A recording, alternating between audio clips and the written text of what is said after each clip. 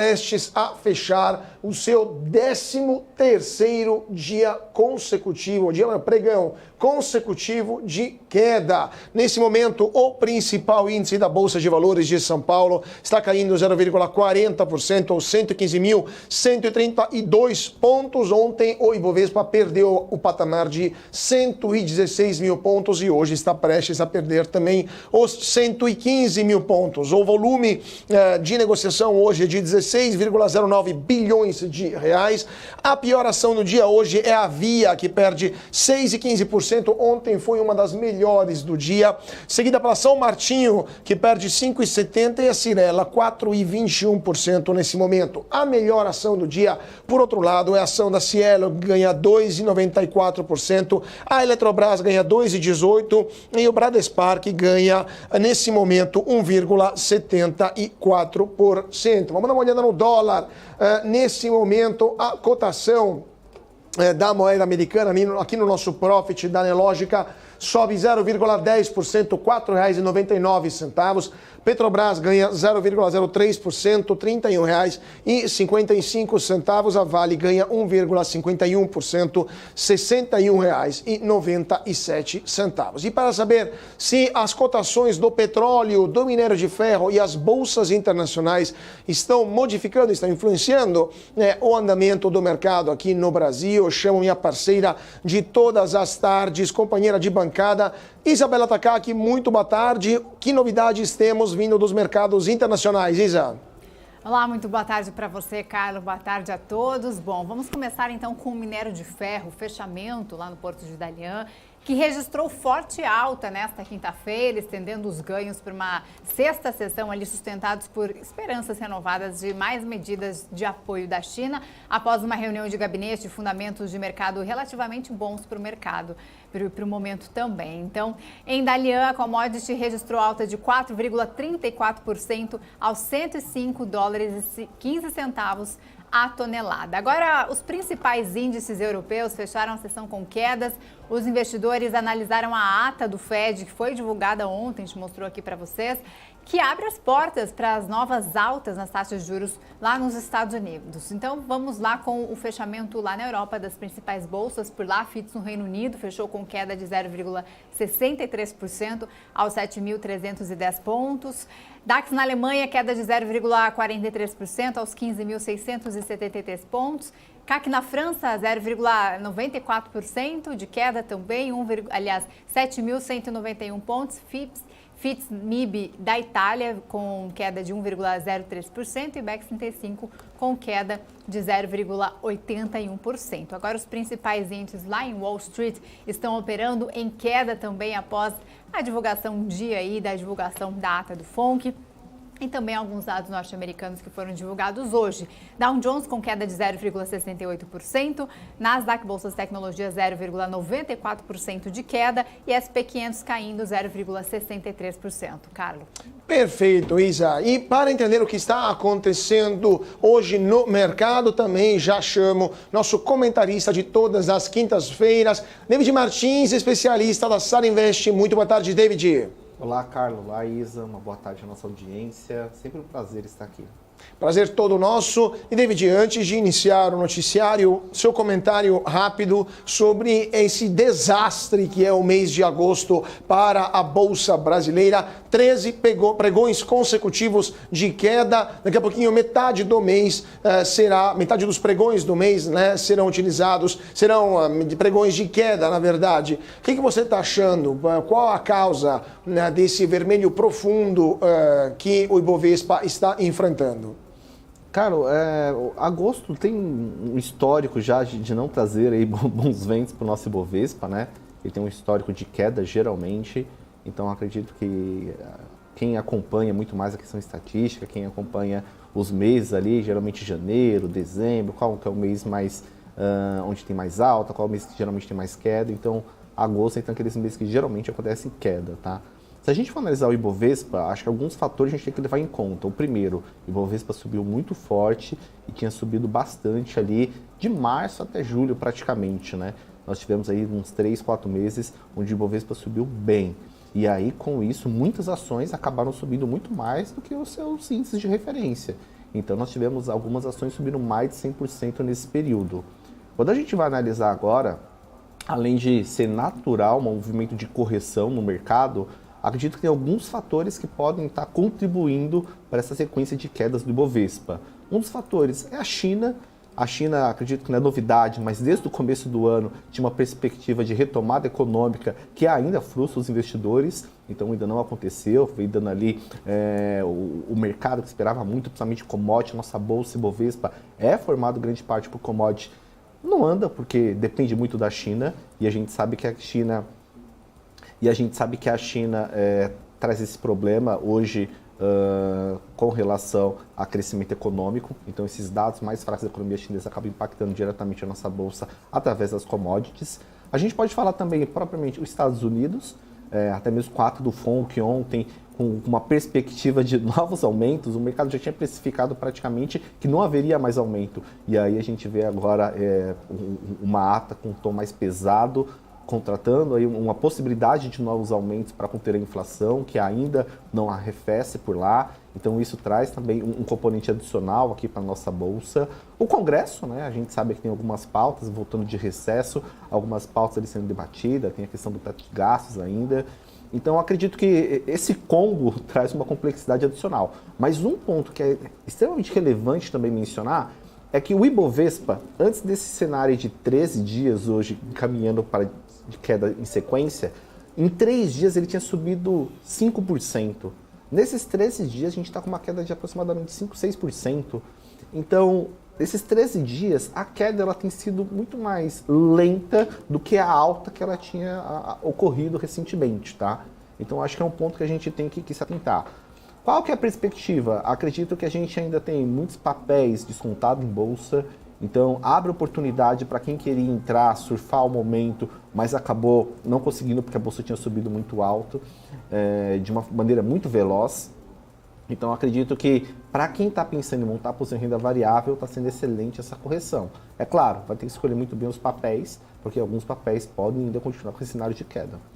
Pois é, David, só complementando essa frase, essa última parte que você falou também, eu queria também te perguntar, quanto você acha que a crise imobiliária na China é grave e quanto ela vai afetar o mercado brasileiro? Eu estava lendo uma matéria da Bloomberg hoje de manhã que fala como a crise na China é muito mais grave, muito pior do que os dados oficiais mostram. Mesmo assim, hoje a Vale está subindo, né, e o minério de ferro não está sofrendo tanto quanto deveria. Qual que é essa percepção? O pior ainda está por vir? Estamos no momento 2007, né, final de 2007, quebradeira de Bear Stearns, mas ainda não chegamos no Lehman Brothers? Ou você acha que teremos um soft landing com a atuação do governo chinês para evitar o pior? Hoje até a alta do minério de ferro acaba refletindo os incentivos, né? Então sempre quando sai uma notícia de novos incentivos, acaba animando o mercado e trazendo consigo ali uma valorização da commodity que acaba beneficiando as empresas do segmento aqui no Brasil. A China é difícil porque até recentemente alguns dados não foram divulgados, você acabou já até de mencionar, isso dificulta muito a análise, né? E a gente sabe da dependência quando a gente traz siderurgia, mineração para a China, mas eu ainda acredito que em termos de patamar, tá? Hoje vale um preço muito atrativo para quem tem uma visão de médio e longo prazo. É difícil acreditar que a China, o governo vai deixar entrar numa derrocada. Eu não acredito que se repita um cenário como você trouxe ali em 2008, aquelas quebradeiras de banco, até acho que é um cenário distinto, por mais que faltem informações, mas acredito que seja um cenário distinto. Eu vejo que até a própria queda de juros aqui no Brasil traga um maior conforto para os investidores pensando em renda variável e até a economia local. Então, muitos papéis que reagem à economia local devem se beneficiar, mas esse movimento também não é do dia para a noite. Então, quando a gente pega uma queda de juros para ter um impacto na economia, vai demorar uns 8, 9 meses. Então, esse ciclo de queda ele tem que persistir aí com essa queda de 50 base points, que já está praticamente contratada pelo mercado, pelos próximos trimestres, praticamente, para refletir no resultado das companhias. Então, acredito que nossa bolsa, eu ainda estou otimista, né? Claro que a gente sempre tem que ter cautela. Acho que um ponto também extremamente importante, quando a gente vai analisar, desde quando a bolsa subiu, como você mencionou, de março até julho, os juros que mais reflete a Bolsa de Valores é a taxa, ali, o vértice de 10 anos. Então a gente está falando de um juros de 2033. E quando você acompanha ali a queda desse juros de 2033, ele teve uma queda forte e aí a Bolsa reagiu na mesma magnitude, porém praticamente é um mês que ele está estagnado. E até no curto prazo ele acabou subindo aí com esse ruído político, com toda essa questão da China, com a questão dos Estados Unidos. Então nesse momento é o momento para os investidores manterem a calma e aí surgem novas oportunidades para comprar alguns papéis com desconto adicional, porque a gente tinha visto ali alguns preços bem esticados. Perfeito. Vamos ver então o que vai acontecer. Enquanto isso, iniciando o nosso noticiário falando de Eletrobras, porque o presidente Lula excluiu do Programa Nacional de Desestatização as ações da Eletrobras que ainda estão em posse do governo, ou seja, aquelas ações que não foram ofertadas para investidores privados. E a decisão foi publicada na edição de hoje, nessa quinta-feira, do Diário Oficial da União. O decreto revoga também a qualificação das participações acionárias remanescentes de emissão da Eletrobras do Programa de Parceria de Investimentos e, na prática, isso significa que o governo deseja manter a posse atual das ações. Atualmente, o governo detém 42% das ações da empresa. Bom, e ainda falando sobre este assunto, o Procurador-Geral da República, Augusto Aras, defendeu no Supremo Tribunal Federal a procedência de uma ação apresentada pela Advocacia Geral da União que defende um maior poder de voto do governo na Eletrobras. Aras sugeriu que seja buscada uma solução de consenso entre as partes. Na ação do STF, apresentada em maio pela AGU, o governo federal questiona um trecho da lei que privatizou a Eletrobras, que está ali, qualquer acionista tem no máximo 10% do poder de voto nas assembleias, mesmo que tenha participação maior na companhia. A União tem 42% das ações e Aras concordou com esse argumento e afirmou que o patrimônio da União foi depreciado com a limitação do número de votos de cada acionista a 10%, sem que o ente, a União, tivesse sido financeiramente recompensado. E o procurador defende que o limite no poder do voto vale a pena para as ações compradas ali após a privatização da empresa. Com isso, segundo ele, estaria preservando tanto o patrimônio público quanto o objetivo de que a empresa não seja controlada por alguma outra companhia do setor. Ele ressaltou ainda que não se está a questionar a decisão política de privatizar a Eletrobras, nem o modelo de governança escolhido para a empresa pós-privatização. Contudo, o ideal é que os próprios interessados, que seria a União, cheguem a uma solução de consenso. E por isso defendeu que o STF instaure uma tentativa de conciliação antes de analisar o mérito do pedido da AGU. E agora vamos falar do Desenrola, o programa de renegociação que o governo federal lançou no mês passado. E a Federação dos Bancos Brasileiros informou que as instituições de crédito já renegociaram 8,1 bilhões de reais entre os dias 17 de julho e 11 de agosto. Além disso, cerca de 5 milhões de pessoas tiveram seus nomes limpos. Os dados foram divulgados pela Febraban e indicam que o programa de renegociação de dívidas chega a quase 1,3 milhão de contratos renegociados e 1 milhão de clientes beneficiados. As instituições financeiras retiraram as anotações negativas de cerca de 5 milhões de registros de clientes que tinham dívidas bancárias de até R$100. O programa está na faixa 2, em que são renegociadas as dívidas diretamente entre os devedores e as instituições financeiras. Lembrando que há outras faixas, a faixa 1, por sinal, começará depois, só em setembro, e vai prever também outros tipos de condições. Agora estão sendo negociadas dívidas de pessoas que têm renda até R$20 mil. A partir de setembro teremos outras dívidas para outros tipos de pessoas, outro público, que serão renegociadas. Agora a gente fala do presidente do Banco Central, Roberto Campos Neto, que ele afirmou em uma entrevista que deu agora há pouco que, embora a última reunião do Comitê de Política Monetária Copom tenha mostrado uma divisão entre diretores da autarquia sobre o tamanho do corte na taxa básica de juros, há uma leitura unânime no colegiado ali de que o ritmo de 0,5 ponto percentual no afrouxamento monetário é adequado e que o sarrafo ali para uma aceleração no momento é alto. Em entrevista, ele ainda disse que a divisão entre cortes de 0,25 e 0,50 ponto percentual, observada no último encontro do comitê, na verdade representou uma divergência entre os diretores construída na reunião anterior e uma parte do comitê que votou por fechar a porta para o início do ciclo de cortes na Selic em agosto. Segundo ele, este grupo foi responsável pelo voto ali mais hawkish, né? Um voto mais conservador, e no último Copom, decidindo ali mudar de posição da manutenção para um corte de 0,25 ponto percentual, após mudanças observadas na conjuntura econômica.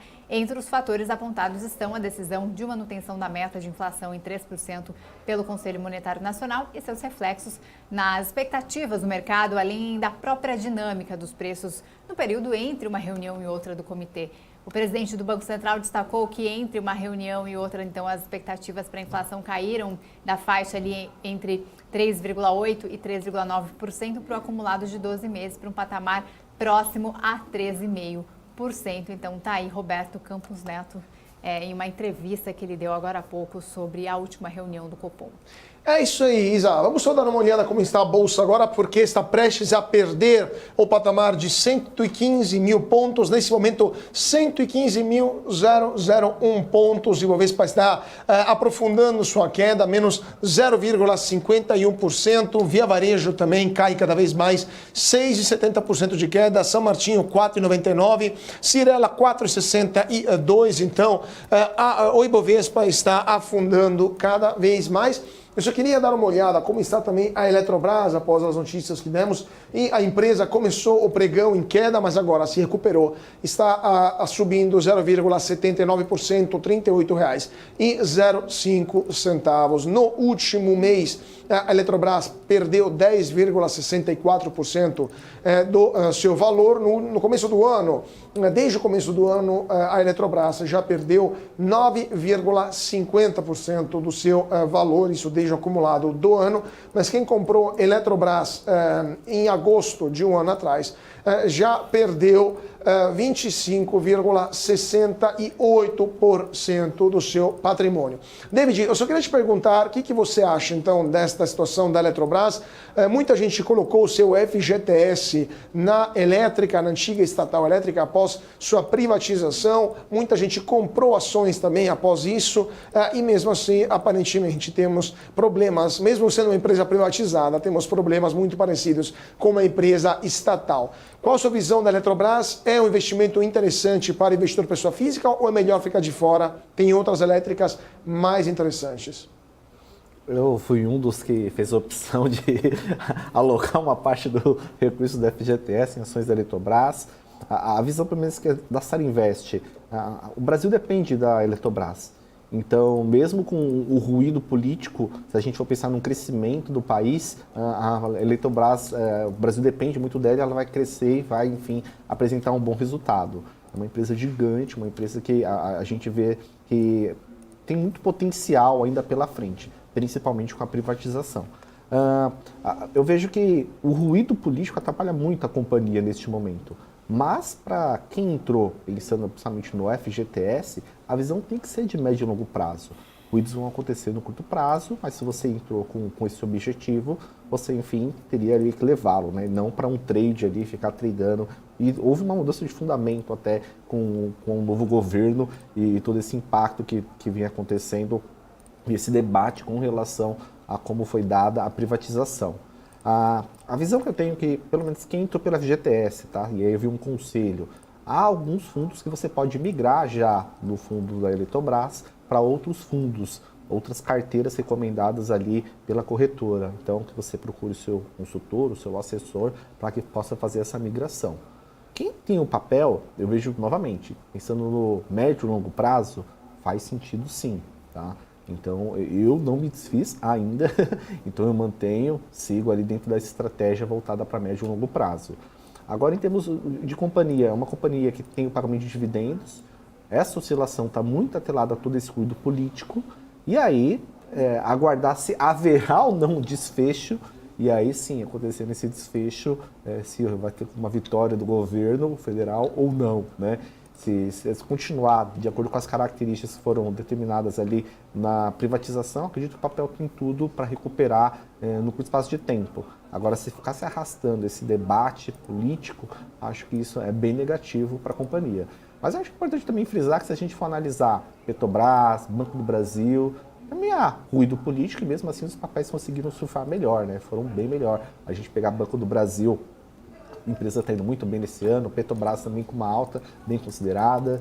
Então, por mais que haja ruído político, algumas estatais foram bem, já a Eletrobras está apanhando bastante, vai depender muito do perfil e objetivo de cada cliente. Quem tem essa visão mais para longo prazo, acredito que dê para levar. E agora a 9ª edição online totalmente gratuita da Money Week, promovida pela EQ Investimentos, leva até você as principais autoridades do mercado do país. É uma oportunidade única de compartilhar experiências e conhecimentos para ajudar você a alcançar seus objetivos no menor tempo possível. O repórter Gabriel Monteiro conversou com Rafael Favetti, analista da Fato Inteligência Política. Vamos acompanhar. A BMC continua na cobertura da Money Week, a 9ª edição, dessa vez contando com praticamente 2.000 pessoas participando ao longo deste dia de palestras e que, lembrando, será transmitido em 4 dias de exibição online totalmente gratuita entre os dias 14 e 17 de agosto. Estou aqui com Rafael Favetti, sócio da Fato Inteligência Política, justamente para entender qual a percepção deste grande evento, reunindo investidores, gestores, tem muitos assessores de investimento, praticamente aí todas as pontas do mercado financeiro e trazendo essa visão um pouco mais analítica dos fatos políticos que podem pesar na hora de tomar uma decisão. Favetti, como que está o contato aqui com os investidores, essas várias facetas do mercado de investimentos? O senhor percebe aí uma evolução ao longo do tempo da curadoria dessa informação política na tomada de decisão? Ou a gente ainda tem bastante a evoluir aí para esse Brasil que tem que aprender a investir olhando principalmente para a política? Quando a gente fala de política, há muito fígado, há muita militância.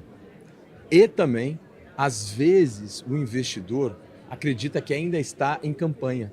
Fazendo campanha, tentando convencer um amigo e etc. Essa é a pior coisa para o investidor.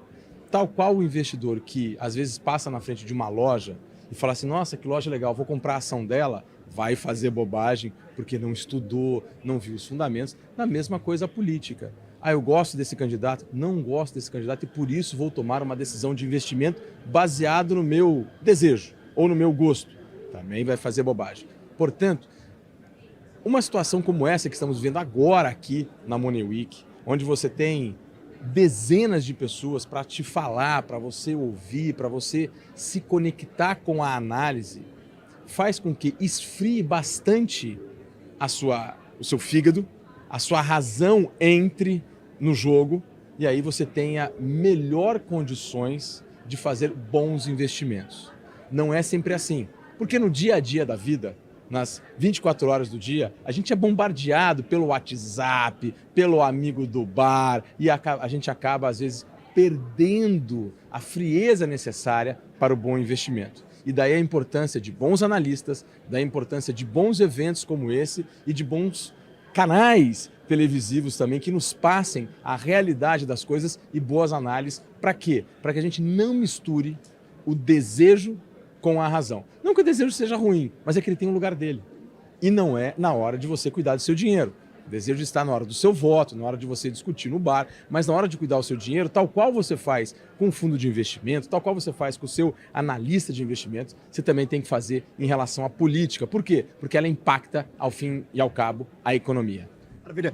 Nós temos uma percepção, pelo menos quando eu olho ali para o mercado todos os dias, quando eu estou apresentando os programas, de que nós tivemos uma melhora nesses últimos 3 meses. A Bolsa voltou para 120 mil pontos, o pessoal está um pouco mais tranquilo.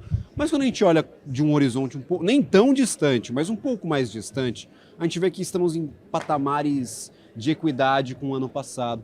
Eu vi um movimento de muito acréscimo nos mercados, muito medo depois de todo o evento político que nós tivemos por aqui. E agora o mercado se recebendo aí algumas informações, se acalmando, vamos colocar dessa forma. Você vê esses movimentos com bastante constância. Às vezes o mercado toma essas decisões de forma muito repentina, muito levando o fígado em consideração, não levando a cabeça. O investidor que ele busca por uma gestão consciente dos seus recursos, ele tem que passar por esses movimentos de turbulência, mas sempre fiel à sua estratégia, olhando com calma para esses dados, na verdade, porque nós tivemos aí, em um pouquíssimo espaço de tempo, a Bolsa despencando e a Bolsa disparando. Então, realmente a política fazendo bastante preço e praticamente o cenário não mudou desde então, né, Favete? Exatamente. Um bom analista de política, seja quem for, o que ele vai fazer? Ele vai tentar buscar dados na realidade e não dados na fala, não dados no que o político fala, não dados no discurso. Ele vai buscar dados na realidade. Vou te dar um exemplo. No início do ano, muita gente nos procurou extremamente preocupada com o fim da independência do Banco Central. Ora, se a preocupação existia, a gente levou a sério a preocupação e saímos atrás para pesquisar. Não achamos nenhum projeto de lei sobre esse assunto. Não achamos nada, nenhum protocolo, absolutamente nada. E nem nas perspectivas, nas reuniões de líderes, nos partidos, etc. O que a gente dizia para os investidores que nos procuravam? Mas olha, gente, apesar de partido A, B ou C já ter dito no passado que é contra a independência do Banco Central, nós não achamos nada na realidade que nos faça crer que haverá esse tipo de mudança. Número 2, mesmo que haja e não há, mas mesmo que haja e não há, as nossas conversas com as nossas fontes, as nossas perspectivas das comissões, a gente mapeou as comissões, a gente acredita que mesmo se houvesse, não passaria. Logo, é um temor falso, é um paniquito, é um temor falso. E a gente conseguiu afirmar isso para os investidores e aqueles que acreditaram nesse tipo de análise se deram bem. Por quê? Porque não compraram o ruído e não comprando o ruído se protegeram contra o vol que você comentou, que estava um vol muito grande em relação a essa situação. Portanto, as informações políticas elas têm que ser usadas também para o investidor como uma informação também econômica.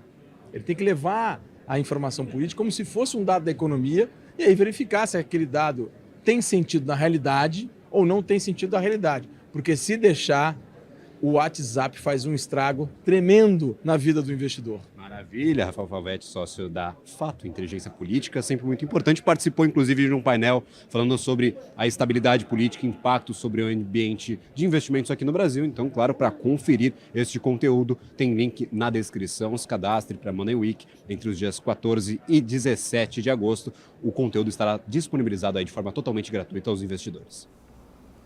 Tá certo, e para se inscrever na Money Week, basta acessar o QR Code que está na sua tela, Carlos.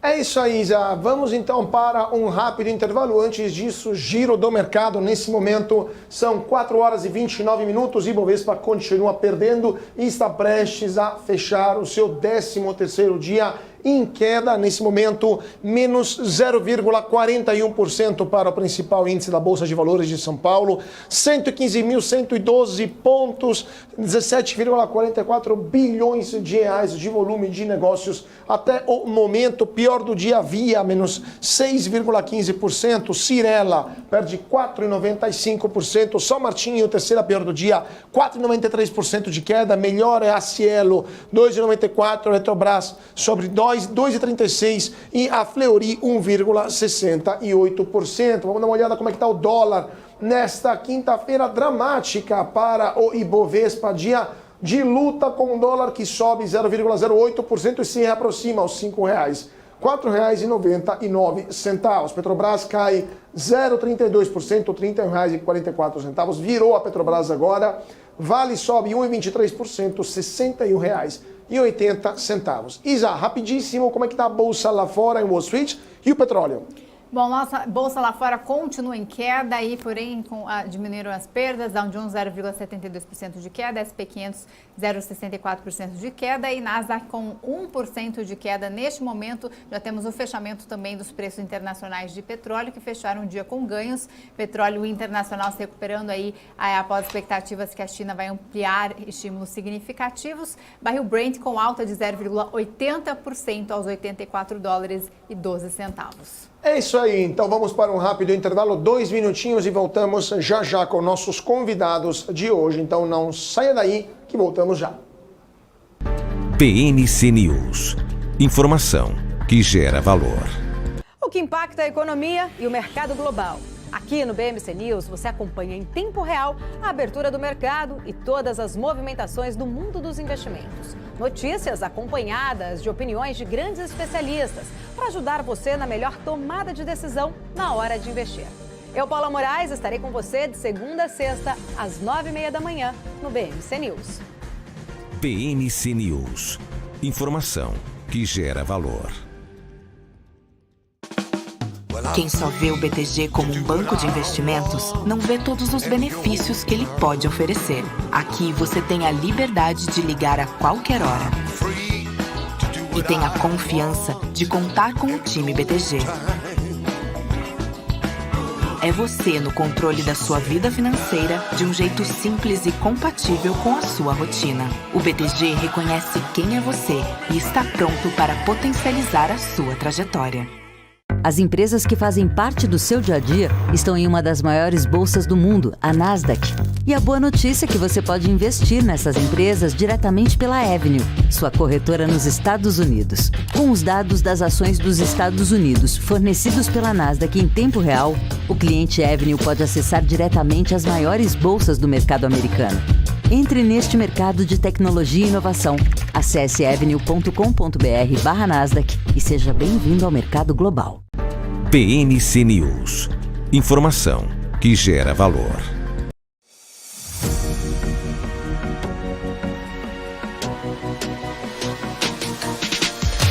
BMC News. Informação que gera valor.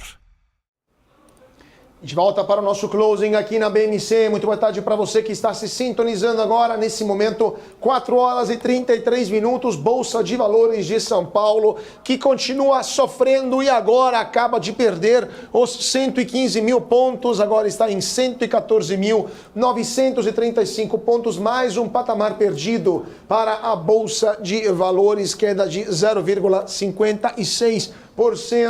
E Bovespa não para de cair a 13 pregões. Já superamos mais da metade do mês de agosto em queda. Até o momento não teve um pregão que seja que fechou em território positivo. A situação muito complicada. E para entender o que está acontecendo, vamos chamar o nosso primeiro convidado de hoje, o Leandro Ruschel, sócio fundador da Liberta Investimentos. Muito boa tarde, Leandro. É um prazer tê-lo conosco aqui no closing da BMC. Muito boa tarde, o prazer é meu.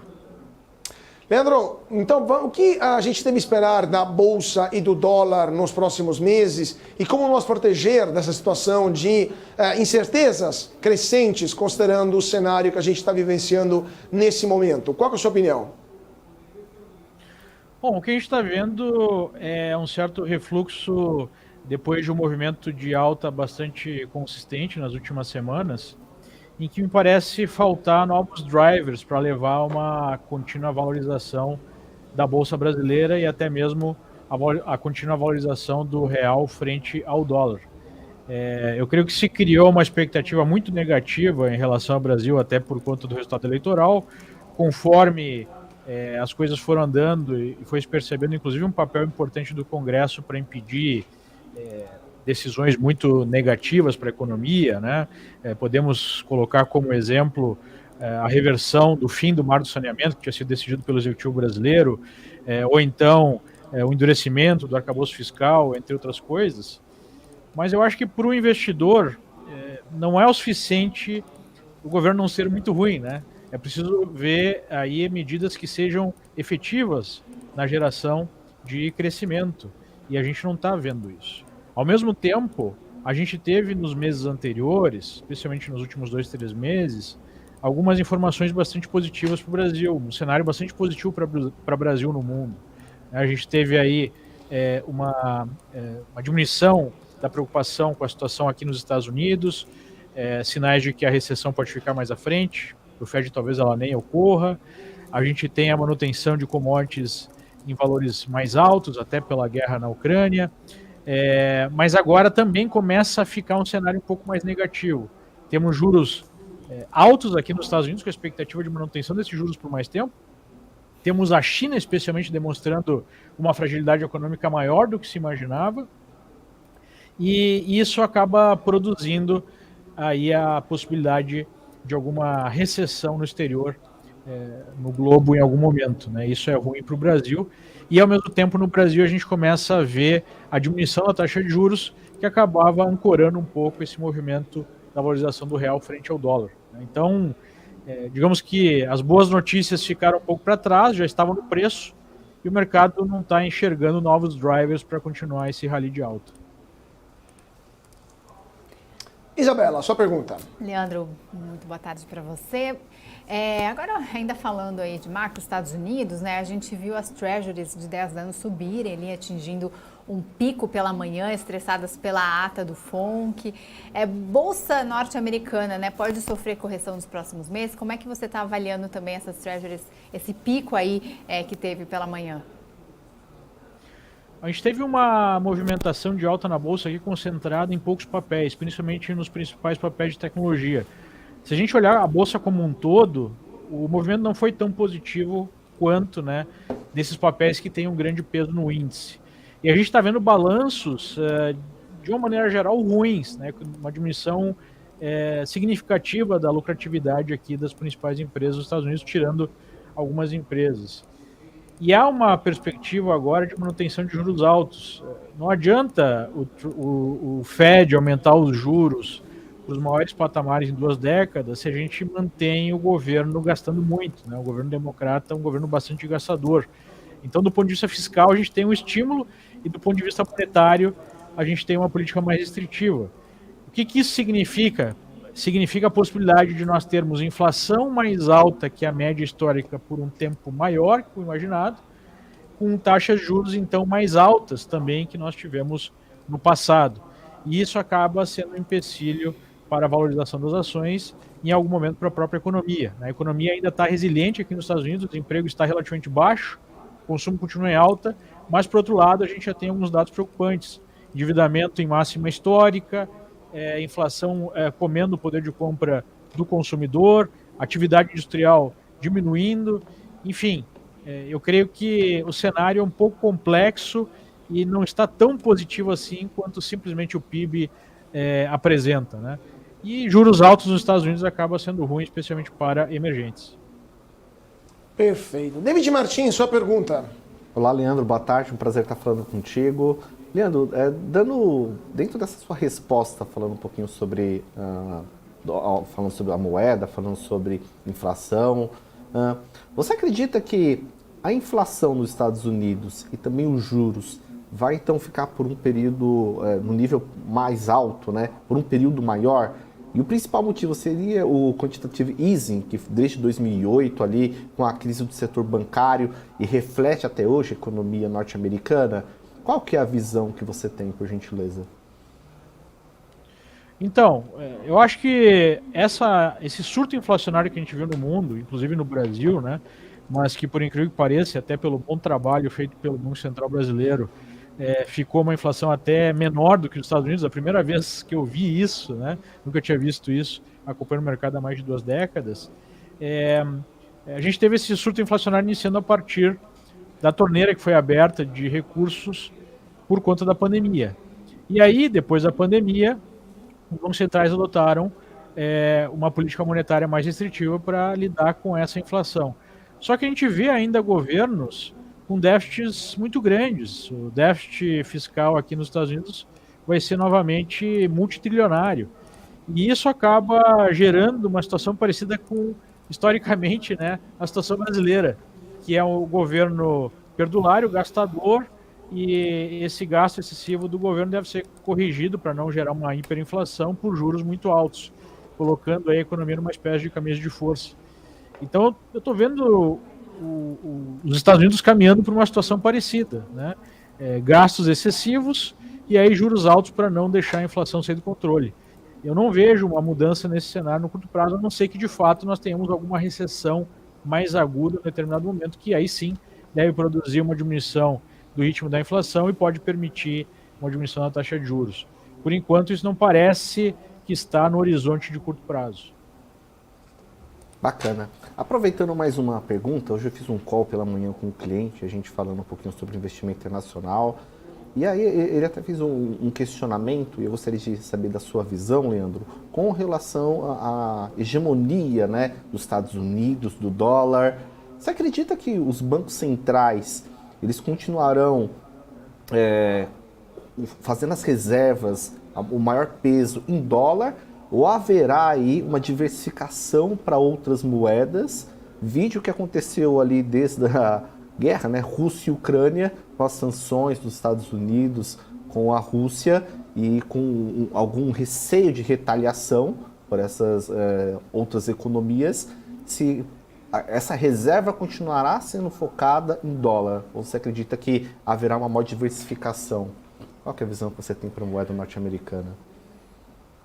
Bom, as medidas que foram adotadas, né, com o bloqueio dos dólares que estavam sob a guarda do Banco Central Russo, eu acredito que é um tiro no pé. Eu acho que é uma medida que é ruim para os Estados Unidos no longo prazo, porque acaba aumentando, né, a desconfiança em relação à segurança desses investimentos que outros bancos centrais podem fazer, né? Pô, se eu fizer alguma coisa que os Estados Unidos não gosta, eu posso ter minhas reservas aí tomadas, né? Mesmo assim, eu acho que o efeito é limitado. Não vejo aí no médio prazo, nem mesmo até no longo prazo, uma mudança do domínio do dólar. Inclusive, o fluxo de recursos para os Estados Unidos está aumentando. E se a gente olhar em termos de reservas ou em termos de emissões, está mais ou menos estável em relação às últimas 2, 3 décadas, talvez com um pouquinho aumento do yuan chinês, mas ainda na faixa de 3%, 4%, é muito pouco, né? E a verdade você não tem muita alternativa. O yuan não é uma moeda conversível, né? O Partido Comunista Chinês controla com a mão de ferro e não tem interesse em modificar a situação. Quem é que vai confiar no Partido Comunista Chinês? Nós temos moedas como o euro, a Europa tem os seus problemas, nós temos a moeda japonesa, os BRICS aí, os emergentes querem se unir, né? Até o Lula falou disso, para criar uma moeda alternativa, talvez uma moeda conversível só para a questão do comércio, mas a verdade é que se a gente olhar para o domínio do dólar e para o domínio do mercado americano no mundo, especialmente do mercado financeiro, os títulos são emitidos em dólares, né? Até mesmo grandes empresas brasileiras saem do Brasil para emitir ações aqui nos Estados Unidos, olhando para o poderio militar americano, olhando pela influência política americana no mundo, eu não consigo enxergar aí uma alternativa, né? Eu vejo que existe esse papo, fim do dólar, né, e tudo mais, mas eu não acho que seja algo de curto ou médio prazo. As pessoas fazem uma relação, né? Pô, todos os impérios em algum momento acabam se esfacelando. E aí, se a gente fizer uma comparação, né, lá com o Império Romano, quando o Império Romano começou a decadência, até termos lá as invasões bárbaras, né, foram mais de 100 anos, foi mais de um século.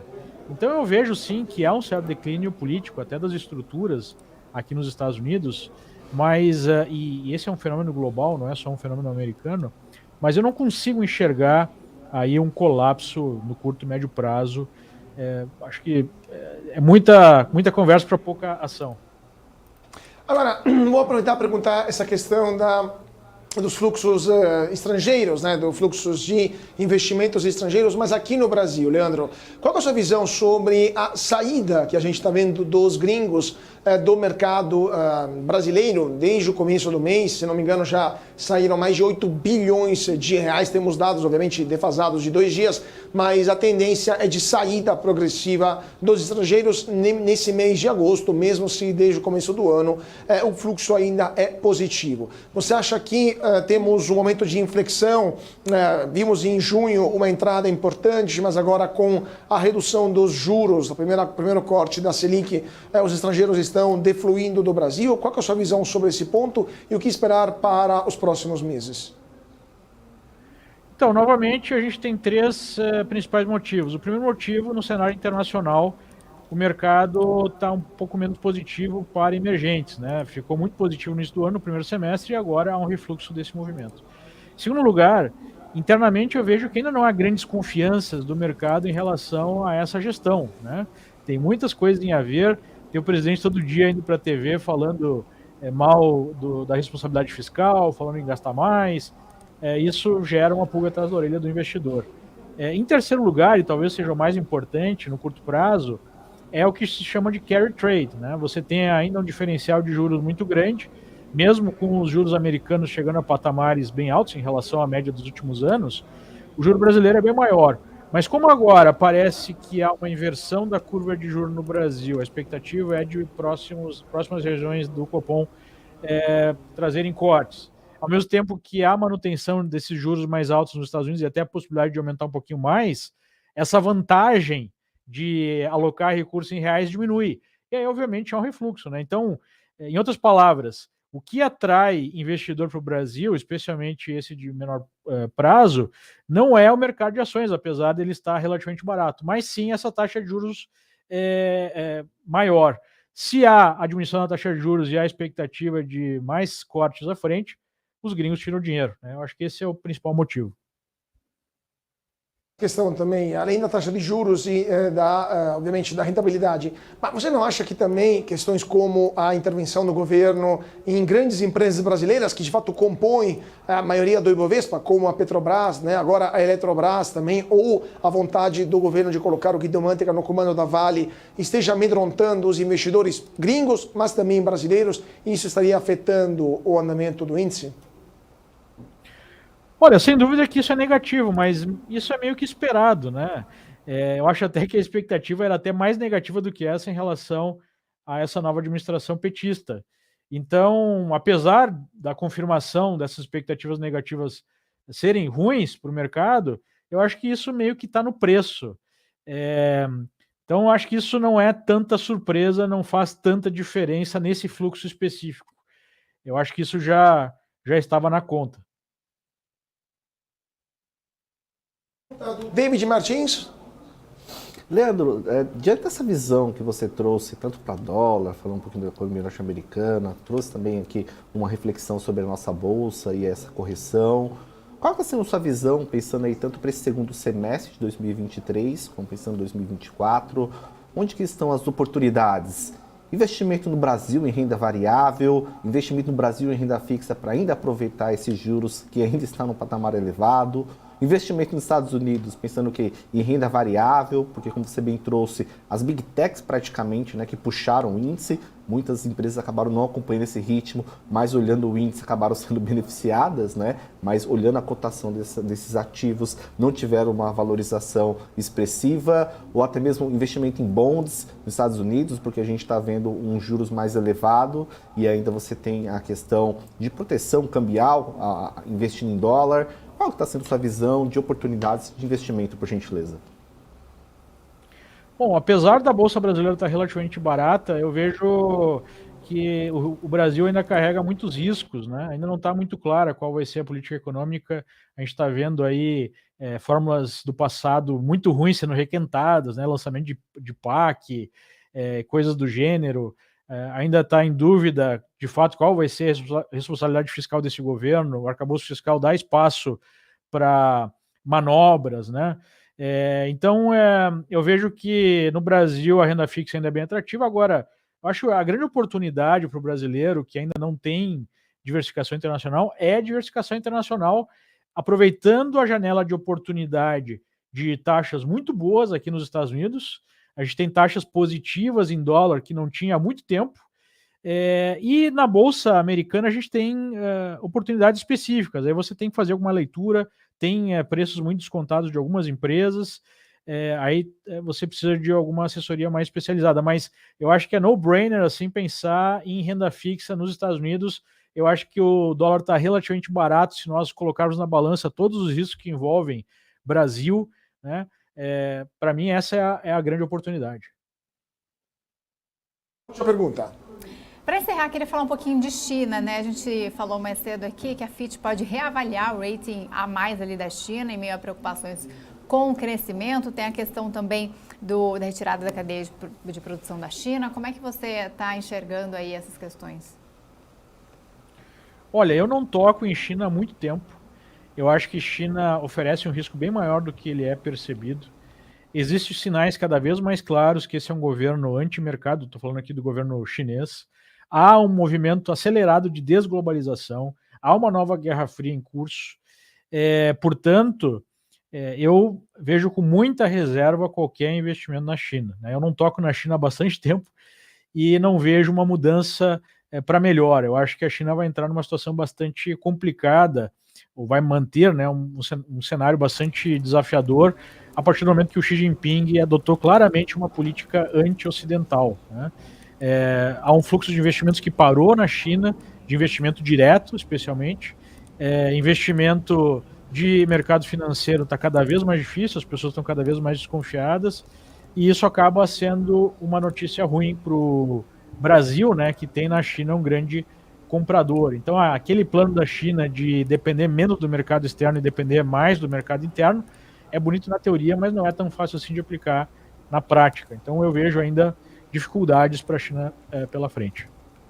Pois é, né? E eu acho que você compartilha a mesma opinião, melhor, o presidente dos Estados Unidos compartilha a mesma opinião sua, Leandro, porque de fato quando ele fala que a China é uma bomba que só tem, vai demorar um pouquinho, vai explodir, é de fato esse mesmo temor que vem uma situação ainda pior pela frente. Leandro Ruschel, muito obrigado por sua participação, sócio fundador da Liberta Investimentos, sempre um prazer falar contigo.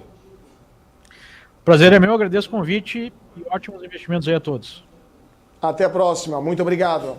Nesse momento, 4 horas e 53 minutos, Ibovespa continua caindo, perdeu o patamar dos 115 mil pontos, nesse momento 114.922 pontos, 0,58% de queda para o principal índice da Bolsa de Valores de São Paulo. Aqui no nosso Profit da Nelogica, estamos vendo que temos um volume de negociação que sobe 18,92 bilhões de reais, a Via é a pior do dia, 6,15% de queda, a São Martinho a segunda pior com 5,64%, a Cyrela cai 5,11%, por outro lado a Cielo sobe 3,21%, Eletrobras 2,30%, Fleury 1,75%.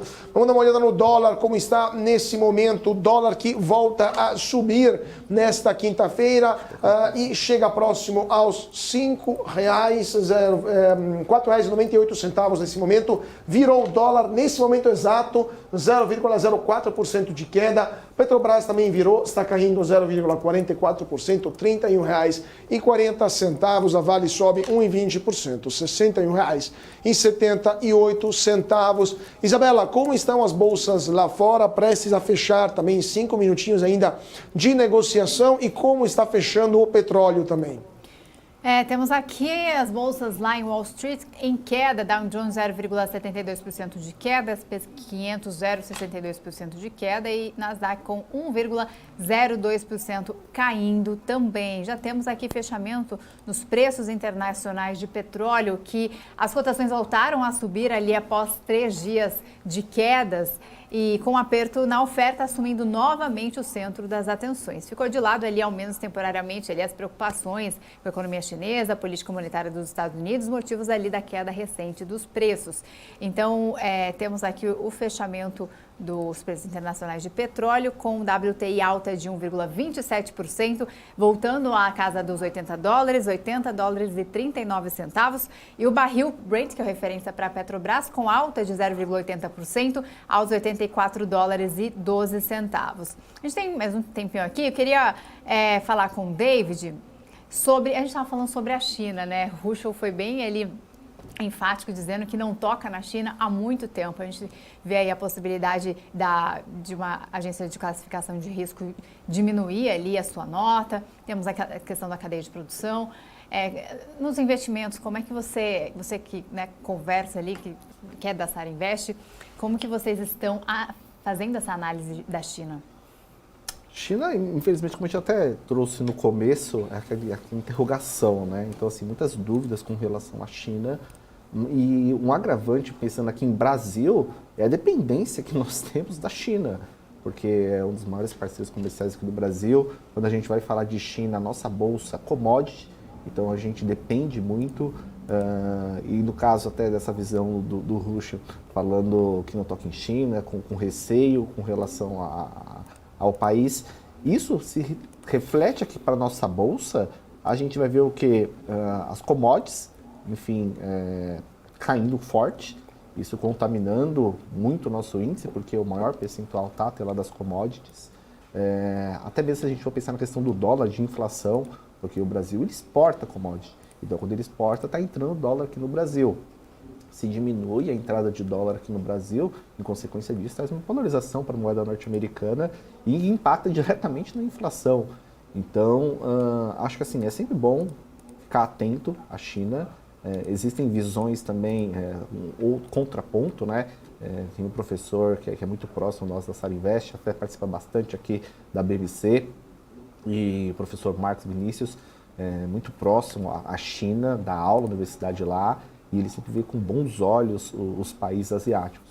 Então, o maior ponto que eu vejo é com relação ao governo chinês, muitas vezes ali manipulando o próprio preço da commodity, ou até mesmo informações que a gente sabe que não são repassadas.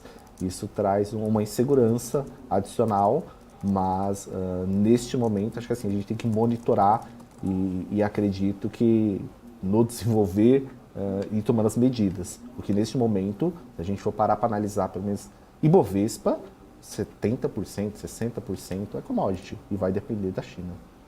Perfeito. Eu só vou dar uma notícia que acabou de chegar aqui, estou dando uma olhada no relatório da Fitch, que acabou de ser divulgado. A Fitch que está desenhando um quadro favorável para o setor de seguros aqui no Brasil. A agência de classificação de riscos ressaltou no documento que os prêmios do setor de seguros brasileiro continuarão crescendo no primeiro semestre de 2023, com alta de 7,7% em relação ao mesmo período de 2022. Então a Fitch que está otimista com o setor de seguros do Brasil. Daqui a pouco vamos falar com mais um convidado sobre esse ponto. E terminando aqui o nosso bloco com a CVM, que fechou um acordo de 12,7 milhões de reais com conselheiros e ex-conselheiros da JBS, incluindo os irmãos Joesley e Wesley Batista. O acordo diz a respeito de um processo que investigava a falta de diligência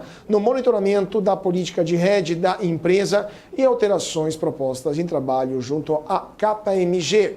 José Batista Sobrinho, o único dos envolvidos que ainda faz parte do Conselho de Administração da JBS, Joesley Mendonça Batista e Wesley Mendonça Batista, apresentaram proposta conjunta de termo de compromisso na qualidade de membros do Conselho de Administração da JBS e pagarão, respectivamente, 1,68 milhão de reais, 2,68 milhões de reais e outros valores milionários para encerrar esse processo com a CVM. Gente, vamos para um rápido intervalo e já voltamos com mais notícias e um convidado super especial para nosso closing desta quinta-feira. Então não saia daí, voltamos já já. BMC News. Informação que gera valor.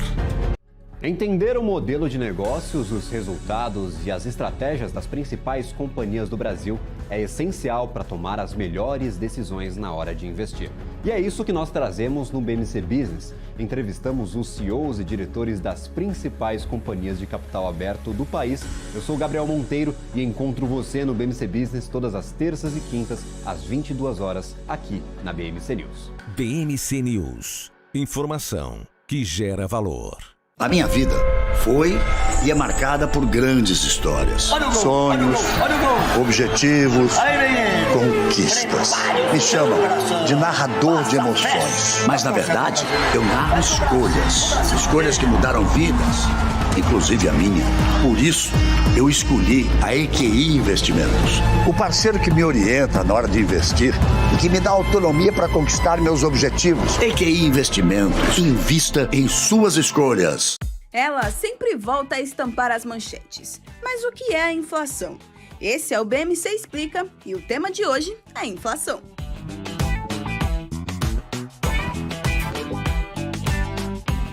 Basicamente, é a redução do poder de compra causada pelo aumento dos preços de produtos e serviços generalizado e persistente.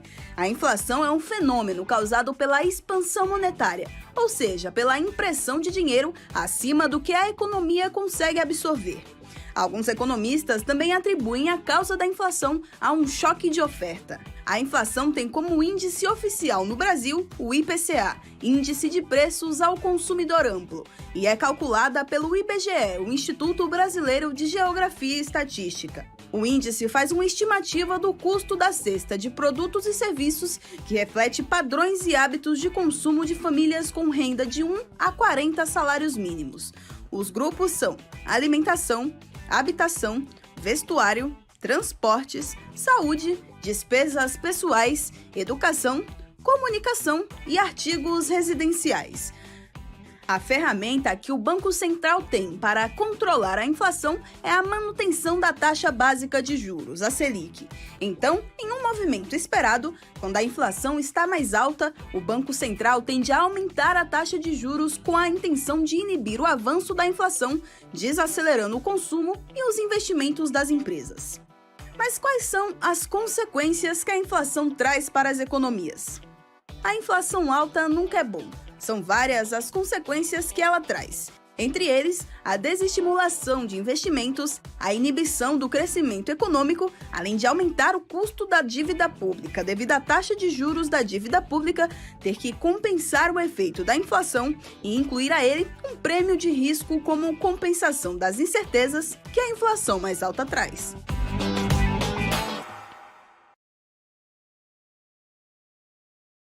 PMC News. Informação que gera valor.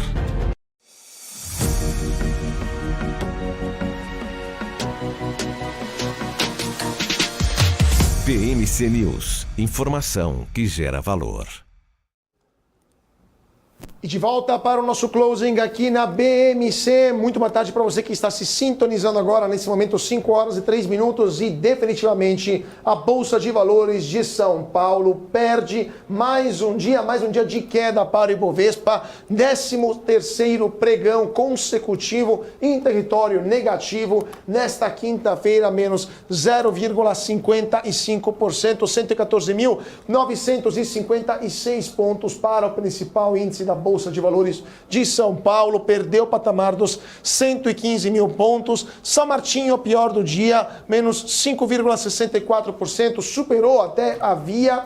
Vamos ver então como que vai ser o aftermarket. A melhor do dia é a Cielo, 3,48% de alta.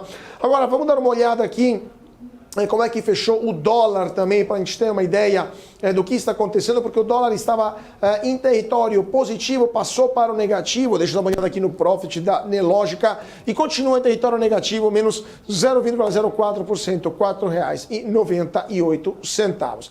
Agora, vamos falar hoje de ações, vamos entender o que está acontecendo no mercado com um dos protagonistas do mercado financeiro aqui no Brasil, Luiz Barsi, economista e fundador da Barsi Investimentos. Muito boa tarde, sempre um prazer tê-lo conosco aqui no closing da BMC. Boa tarde a todos, boa tarde. Vamos lá, estamos aqui. Vamos lá, vamos dar uma olhada então, Luiz, com o que está acontecendo no mercado. Hoje temos várias polêmicas que estão abalando o mercado. Primeiramente, queria falar com você de Eletrobras, que hoje foi o dia do governo voltar para trás e cancelar a decisão de colocar as ações da Eletrobras à venda, no programa de desestatização. Qual que é a sua visão sobre Eletrobras? É uma das elétricas que vale a pena ficar de olho? Ou vocês estão olhando mais outras empresas do setor mais rentáveis, mais seguras e menos sujeitas às oscilações provocadas pelas interferências governamentais?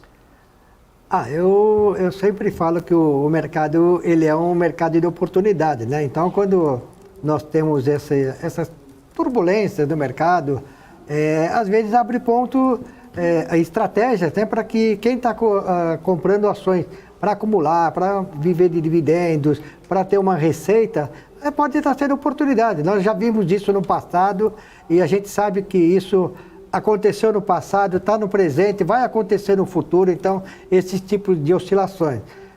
Quando teve a privatização da Petrobras, da Eletrobras, é tanto Brás hoje, né? E nós já tivemos, já está consolidado.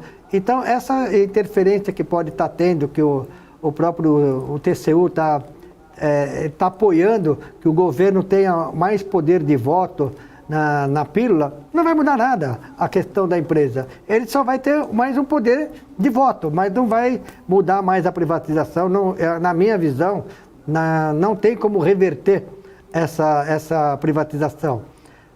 Porque se eu não me recordo, se me falhar a memória, né, para reverter, custa muito caro. Eu acho que o governo não pagaria um preço tão alto. Eu acho que assim, está abrindo oportunidade no setor elétrico. A Eletrobras é uma boa oportunidade, é uma pagadora de dividendos, ela deu um excelente lucro.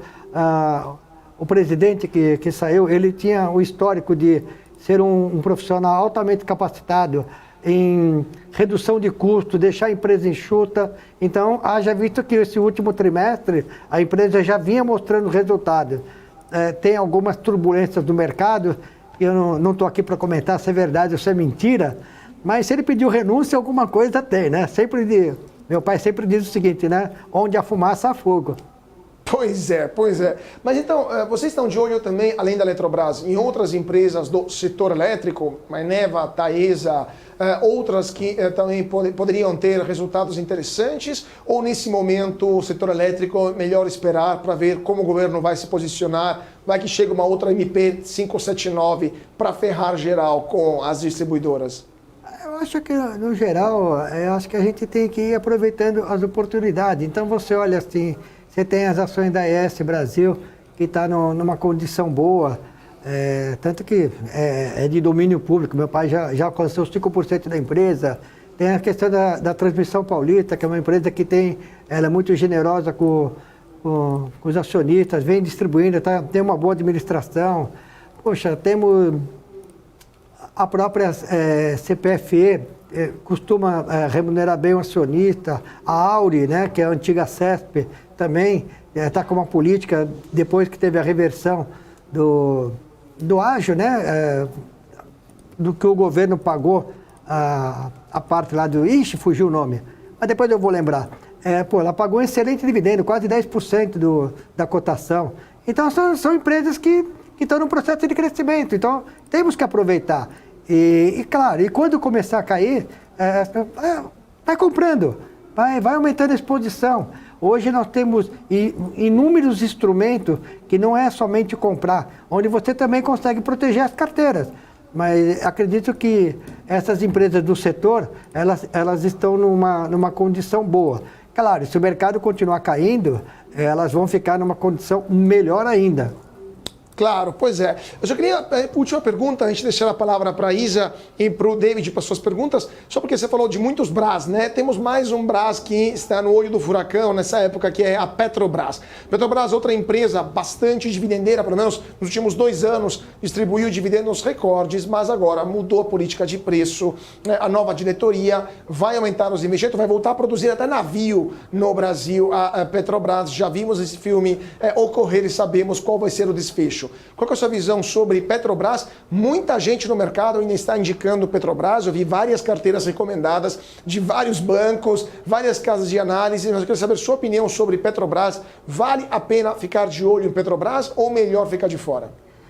Olha, eu acredito que assim, a Petrobras, vamos voltar um pouquinho lá na época do governo Temer, depois, quando o Pedro Parente ele se tornou presidente, ele veio com a política internacional de preço do barril de petróleo, então acabou acompanhando o preço das ações e então assim, acabou mostrando que a empresa entrou numa sintonia com os preços. Então começou a ter uma regularidade. Hoje a Petrobras ela tem, mesmo com a dívida, ela ainda paga um bom dividendo.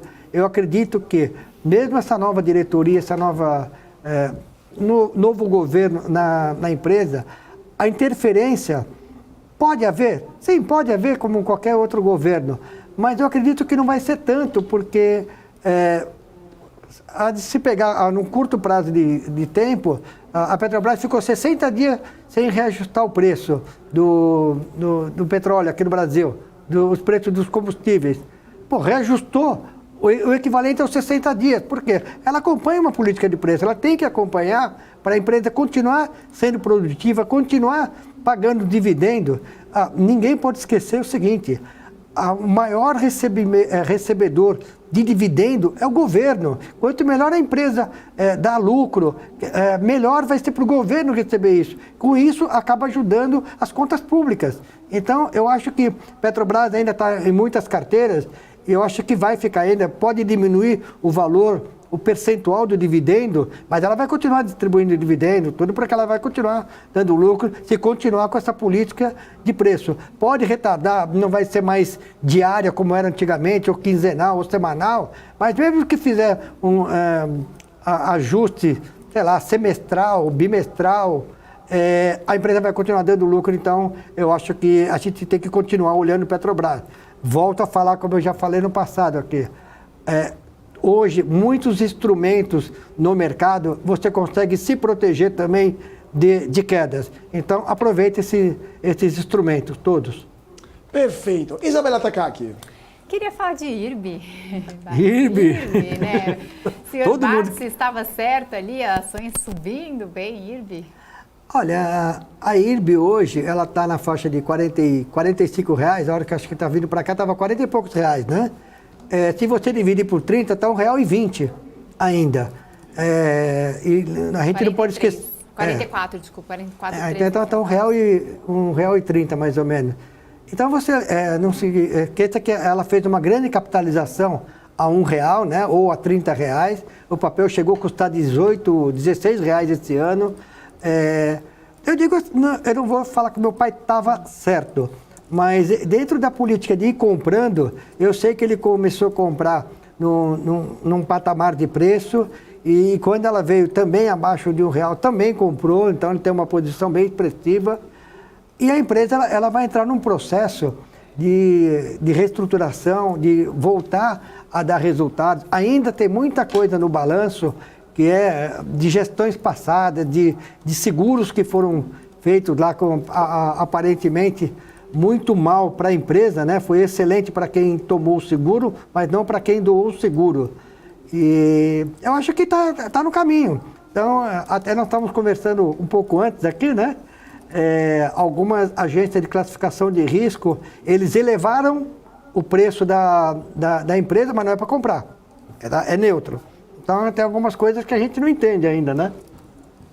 Pois é, agora, vamos lá, depois eu vou fazer a minha pergunta então sobre isso, mas David, só para a gente terminar o giro. É um prazer estar falando contigo, Luiz. Eu gostaria de saber, assim, dentro desse cenário atual de Bolsa, falando aqui de Bovespa, agosto em queda, como você bem trouxe na sua fala inicial, gera oportunidade para as pessoas entrarem. Tem algum setor que você acha que ficou para trás? Igual o varejo, que sempre foi dito que ia esperar a queda de juros para começar a andar. A gente via hoje, trágico, a gente viu o Magalu também caindo bastante recentemente. E aí, teve algum setor que ficou para trás? Tem algum setor que está gerando essa oportunidade? Como é que você tem visto? Olha, é assim, o setor de varejo, ele sempre tem uma expectativa, ele anda contra a taxa de juros. Então, quando a taxa de juros sobe, o setor de varejo, setor de aviação, setor de turismo, tudo que depende onde o consumidor ele tem a oportunidade de, vamos lá, parcelar, ele é prejudicado. Então, uma taxa de juros a 13%, 14% ao ano prejudica o pequeno consumidor. Agora, com a expectativa de queda, então se gerou muita expectativa que os preços já poderiam começar a estar se refletindo nas ações. Ainda não se refletiu.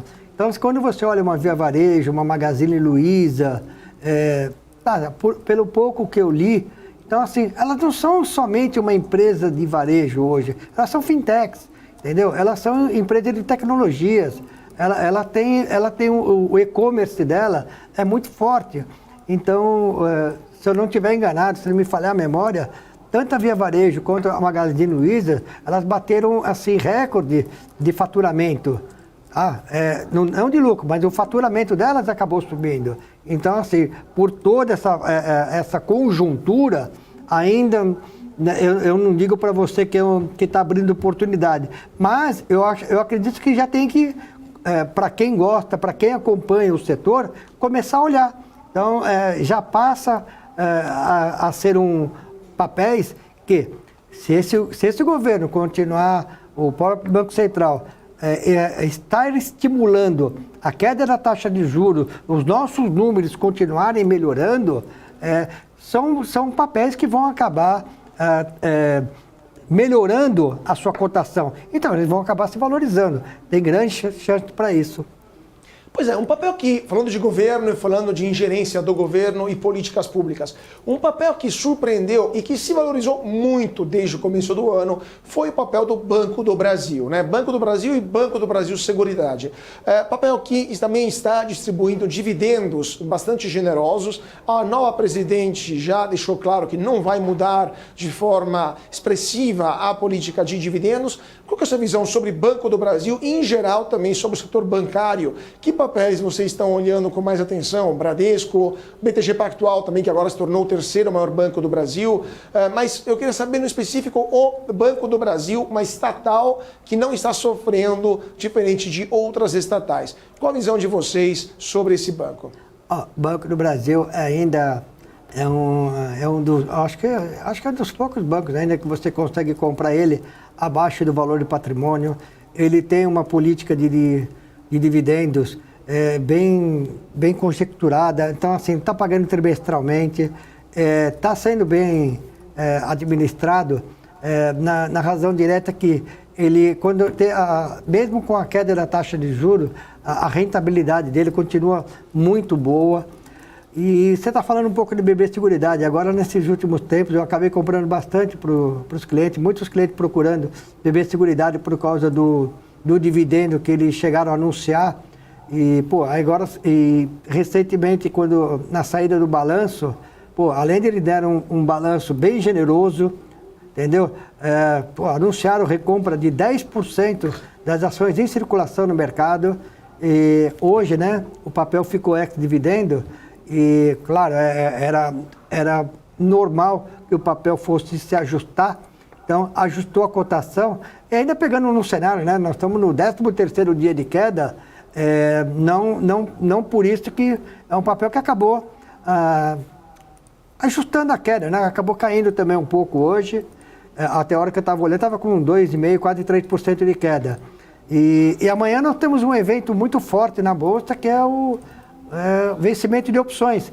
Então, tem muito papel que tem muitas opções, bastante opções a descoberto, e vamos esperar. Mas, assim, o setor de seguros, eu gosto muito, eu acompanho bastante o BB Seguridade, falo muito com os clientes a respeito desse papel.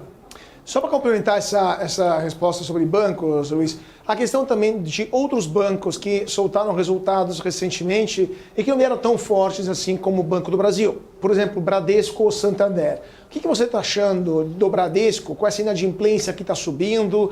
Algo que te preocupa? O Desenrola, você acha que o programa do governo Desenrola vai melhorar a situação? Ou eles vão passar por maus bocados, pelo menos por um tempinho? Eu acho que assim, o mal bocado, eu acho que eles já passaram lá no finalzinho do ano passado, eu acho que no primeiro trimestre desse ano. Agora sim, esse programa do governo Desenrola vai acabar tirando bastante da provisão de devedores duvidosos, vão acabar muito dele vai acabar sumindo, né? Então aquela provisão ela vai virar devedor mesmo, né? Ele vai acabar assumindo. Mas eu acredito que, se você olhar Bradesco, sendo um dos maiores bancos do país, eu acredito que ainda ele está muito atrativo para compra. E eu olho assim, Bradesco, eu olho Santander, então são papéis que a gente tem que aproveitar quando tem essas quedas expressivas. Muita gente fala assim, Bart, mas eu vou comprar e se cair mais? Volto a dizer, vou repetir novamente. Nós temos tantos instrumentos no mercado hoje para se proteger de quedas também. Cara, e isso a gente tem que estar muito em sintonia com o mercado para fazer essas proteções. Então, o mercado, eu falo, não é somente comprar e guardar. Acho que nós temos hoje muitas condições de comprar e proteger o patrimônio, fazer um hedge. Acho que trabalhar com os derivativos corretamente, sem se alavancar, você consegue proteger a sua carteira. Então, assim, eu continuo olhando o Bradesco, continuo olhando o Santander, e sempre que possível, quando tem a questão do Itaú também, a gente consegue comprar o papel, faz uma proteção de carteira, e você vai ficando mais tranquilo. Então, e quando as coisas melhorarem, você já vai estar apto a pegar o foguetinho junto lá para ir embora, né? Pois é. Isabela. A gente viu um cenário aí completamente diferente do que a gente está vendo agora para o próximo semestre. Eu queria uma avaliação do senhor ali, e, né, o senhor que está sempre dando dicas aí para os investidores. O que fazer aí, como se comportar, o que a gente pode esperar desse próximo semestre em relação aos investimentos? Esperar o próximo semestre. Nossa, tá semestre próximo, né? Na verdade, já está. Puta, já pensar assim, no próximo dia já está difícil. Mas eu acho que assim, nós estamos passando por algumas instabilidades políticas. Então, sempre que está a instabilidade, acaba direta e indiretamente afetando o mercado financeiro, tanto no curto prazo quanto no médio prazo. Nós temos também uma questão de conjuntura internacional, principalmente hoje com a China, né? Muitos estão vendo tantos problemas lá na China, mas eu li alguns dados recentemente. Então, quando nós tivemos, acho que no final do ano passado, no começo desse ano, o caso da Evergrande lá, que estava com um problema, né, de dar o calote.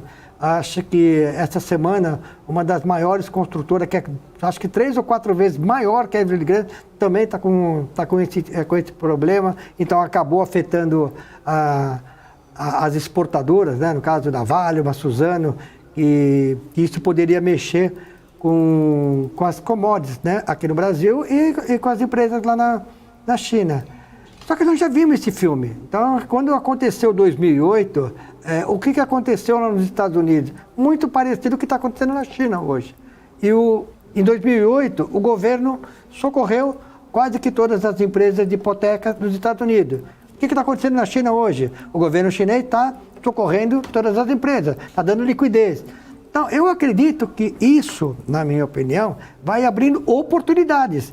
Então, assim, as oportunidades, às vezes, elas estão nas entrelinhas. Então, ler o que está acontecendo, ver o que...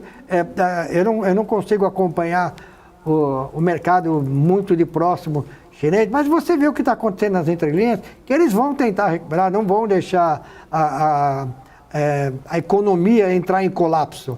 Pô, nós estamos falando da segunda maior economia do mundo, tá? E eu acho que eles vão socorrer, o governo vai socorrer, se tiver que emitir dinheiro, se tiver que ajudar na China, eu acredito que vai acontecer muito parecido que aconteceu com os Estados Unidos. Então, só para antes de passar a palavra para o David, só complementando telegraficamente, então você acha que a Vale não vai sofrer maiores consequências e que teremos, então, poderemos até ter uma oportunidade de comprar Vale nesse momento que está enfrentando um momento de queda, né? Eu até estava conversando com um cliente ontem, ele falou assim, pô, Barça, puta Vale, eu estou comprando Vale, ela não para de cair. Eu falei, engraçado, a gente não sabe qual é o último dia de queda da Vale. Então, vamos comprando, pô. Uma hora daqui a pouco você vai estar com uma posição boa de Vale.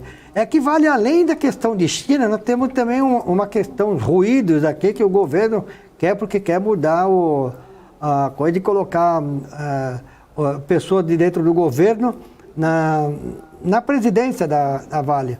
Eu acho difícil, na minha opinião, acontecer isso, que tem um estatuto, tem uma série de outras regras hoje para que você possa mudar. Não é tão simples assim.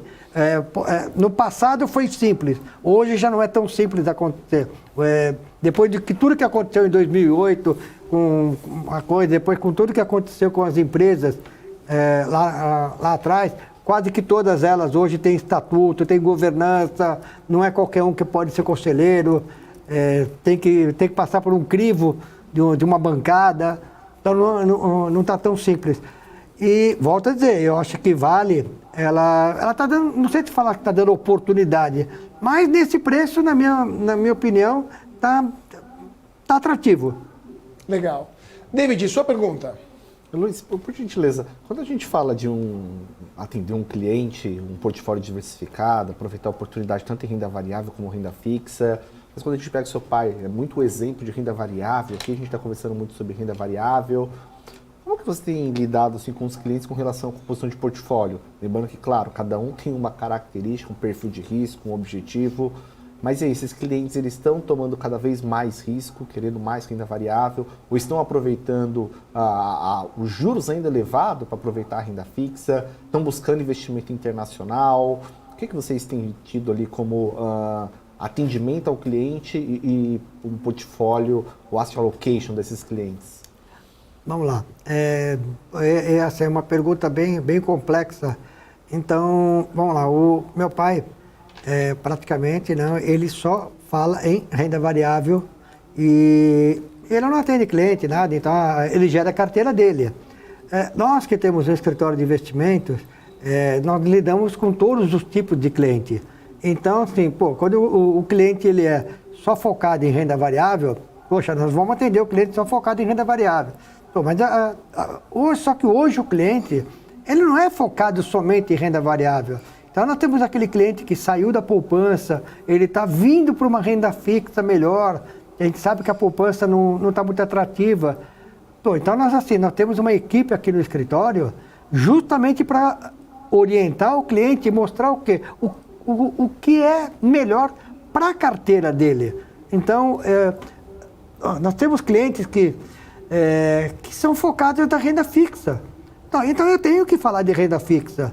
Então, assim, eu sou um profissional que eu não vou falar somente de ações. A minha paixão é ações. Mas eu falo de renda fixa, eu falo de fundo imobiliário, eu falo de criptoativos, eu falo de seguros, eu falo de câmbio, eu falo com o pessoal de PJ. A gente tem que... Eu não sou expert em tudo. Por isso que nós temos uma equipe e a gente tenta seguir uma cartilha, o quê? Oferecer para o cliente aquilo que faz sentido para cada um. Então, assim, nós temos clientes que eu não posso mostrar para ele renda variável se ele não consegue deitar no travesseiro pensando que na renda fixa dele ele vai mudar. Será que o IPCA vai cair ou não vai cair? Será que o juro vai subir ou não vai subir? Ele já é preocupado. Imagina você colocar uma renda variável, algum título na carteira dele que possa vir a perturbar o sono dele. Então, assim, a nossa ideia é mostrar para o cliente aquilo que ele precisa. Então, aquele cliente, ele é cliente de renda fixa, nós vamos mostrar uma carteira de renda fixa, também dá para você trabalhar com renda fixa, você... não vou falar spreadar, né? Você mostrar para ele que ele pode ganhar também dinheiro com renda fixa. Há quem diga que renda fixa não dá dinheiro, mas a gente tem que respeitar as pessoas que gostam de renda fixa.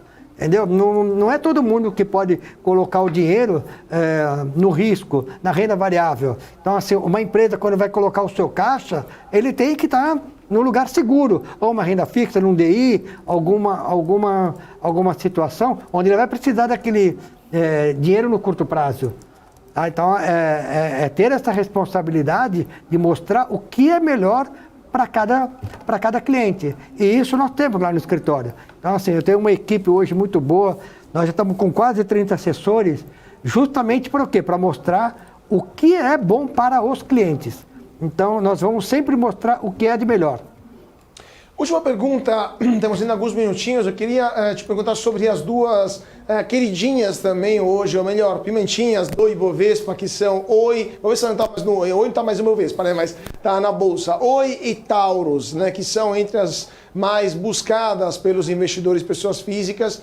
O que você está achando da Oi? Uma situação complicada, mas estão tentando dar uma volta por cima. E Taurus, que aparentemente não parava de crescer até esse trimestre. Qual que é a sua visão das duas empresas? Vamos lá, vamos falar de Taurus. A Taurus, ela teve agora esse novo governo, até o antigo governo apoiava muito a questão de armas, né? E todo mundo sabe que o forte da Taurus, o forte de vendas, não é o mercado nacional, é o mercado internacional. E lá ela continua bem, continua vendendo, continua produzindo e está tudo nos conformes. Mas aqui com uma série de restrições de compra, aporte, os clubes de tiro não podem mais, agora não está mais com essa facilidade, acaba afetando. Mas a empresa ainda vem, ela continua dando lucro, ela está num crescimento, está sendo muito bem conduzida e já pagou ano passado um excelente dividendo, esse ano pagou um bom dividendo. Eu acredito que agora a nova política de dividendo a empresa deve ser implantado, ou já foi implantado, já se não me engano, de ser trimestral. Isso vai acabar ajudando até os próprios investidores a voltar a reinvestir na empresa. E outra, por ser uma empresa que ela não tem tanto papel fora, porque está muito concentrado na mão de investidores, então é um papel que, com todas as incertezas de mercado, ela está se mantendo nessa faixa de 14,90, 15 e pouquinho. Mas não, eu acho que é um papel sempre para estar de olho, sempre para ter um pouquinho na carteira. E agora falar de Oi, né? Isso. Então, isso aí, eu acho que a palavra que eu mais falo depois de filho é Oi, e lá no escritório. Então, assim, a Oi, ela soltou o balanço a semana passada, ela veio com mais um prejuízo enorme. Eu não consegui participar da teleconferência para conversar lá mandar perguntas para o CEO. Mas o que eu acho que vem acontecendo é assim, essa nova reestruturação, essa nova recuperação judicial que ela anunciou agora em fevereiro, pegou todo o mercado de surpresa. Por quê? Porque eles vêm com uma situação que eles querem resolver essa questão de autorização e concessão. Então tem uma briga aí muito forte entre a Oi e a Anatel, quem deve o quê e para quem. E enquanto isso não se resolver, e é um papel que está com uma liquidez muito pequena, então assim, qualquer, sei lá, 1 milhão de ações faz o papel cair 10%. Ontem caiu 10%, hoje, até a hora que eu vi, estava caindo mais 6, 7%, e assim, o volume financeiro negociado é pífio para um papel, para o tamanho que ela é. Então hoje, a Oi deve estar custando aí 70 vezes 7, está custando aproximadamente 400 e poucos milhões de reais na Bolsa. Poxa, quem vai emprestar? Olha que incoerência. As empresas emprestam 1,5 bilhão para uma empresa que vale 400 milhões na Bolsa, 500 milhões. Tem alguma incoerência aí. Quem que vai emprestar uma coisa que é cotada em Bolsa vale menos? Então, eu acho que isso não está... Eu não consegui assimilar ainda. Eu vou tentar entrar em contato com o CEO da empresa, vou mandar um e-mail para a empresa, para o RI, para ver se ele consegue explicar. Eu sei que ele vai falar que é questão de mercado, mas o porquê dessa queda?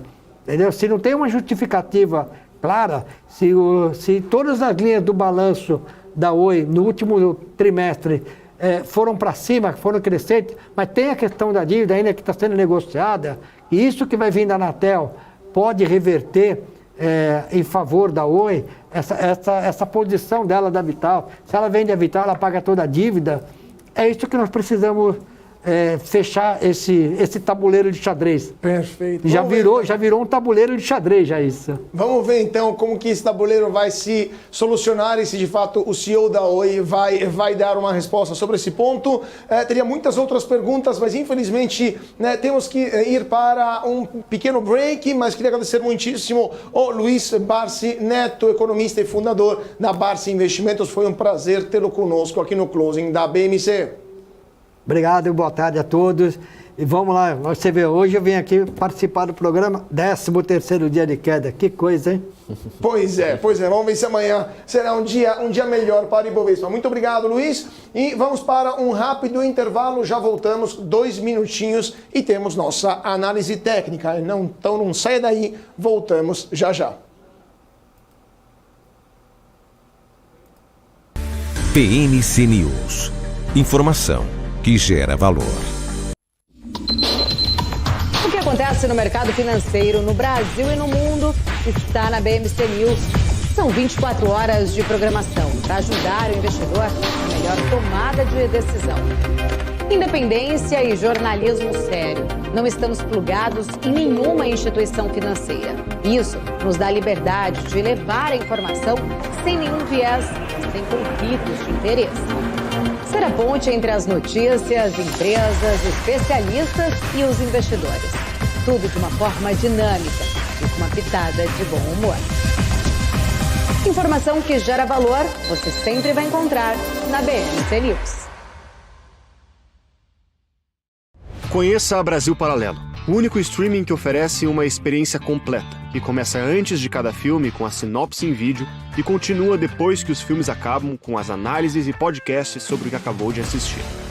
Somos o grupo de comunicação que produziu Brasil, a Última Cruzada, a série de história que mudou a forma do brasileiro olhar para o seu passado. Junte-se às mais de 600 mil famílias que assinam a BP. Entre no site brasilparalelo.com e faça sua assinatura. O governo de São Paulo acaba de lançar a versão paulista da Carteira de Identificação da Pessoa com Transtorno de Espectro Autista. Vai permitir que os autistas tenham um atendimento integral, prioritário e humanizado nos serviços públicos em todo o estado. Para obter a identificação, basta acessar o portal ciptea.sp.gov.br, criado pela Prodesp. O login é pela plataforma federal gov.br. Governo de São Paulo. Mais inclusão para todos. A minha vida foi e é marcada por grandes histórias. Sonhos, objetivos, conquistas. Me chamam de narrador de emoções. Mas, na verdade, eu narro escolhas. Escolhas que mudaram vidas, inclusive a minha. Por isso, eu escolhi a EQI Investimentos. O parceiro que me orienta na hora de investir e que me dá autonomia para conquistar meus objetivos. EQI Investimentos. Invista em suas escolhas. Dividendos. Você sabe o que eles são? Esse é o tema do BMC Explica de hoje.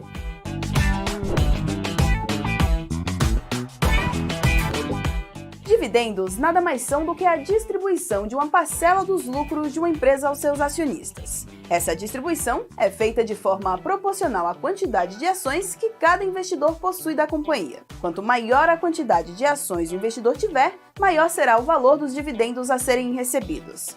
Os dividendos são uma forma de remunerar os acionistas pelos investimentos feitos na empresa.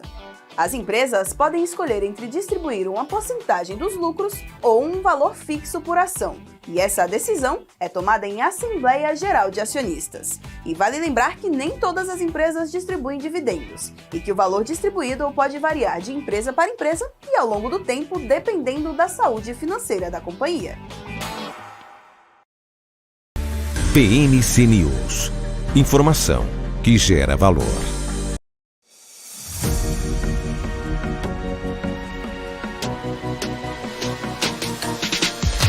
BMC News. Informação que gera valor.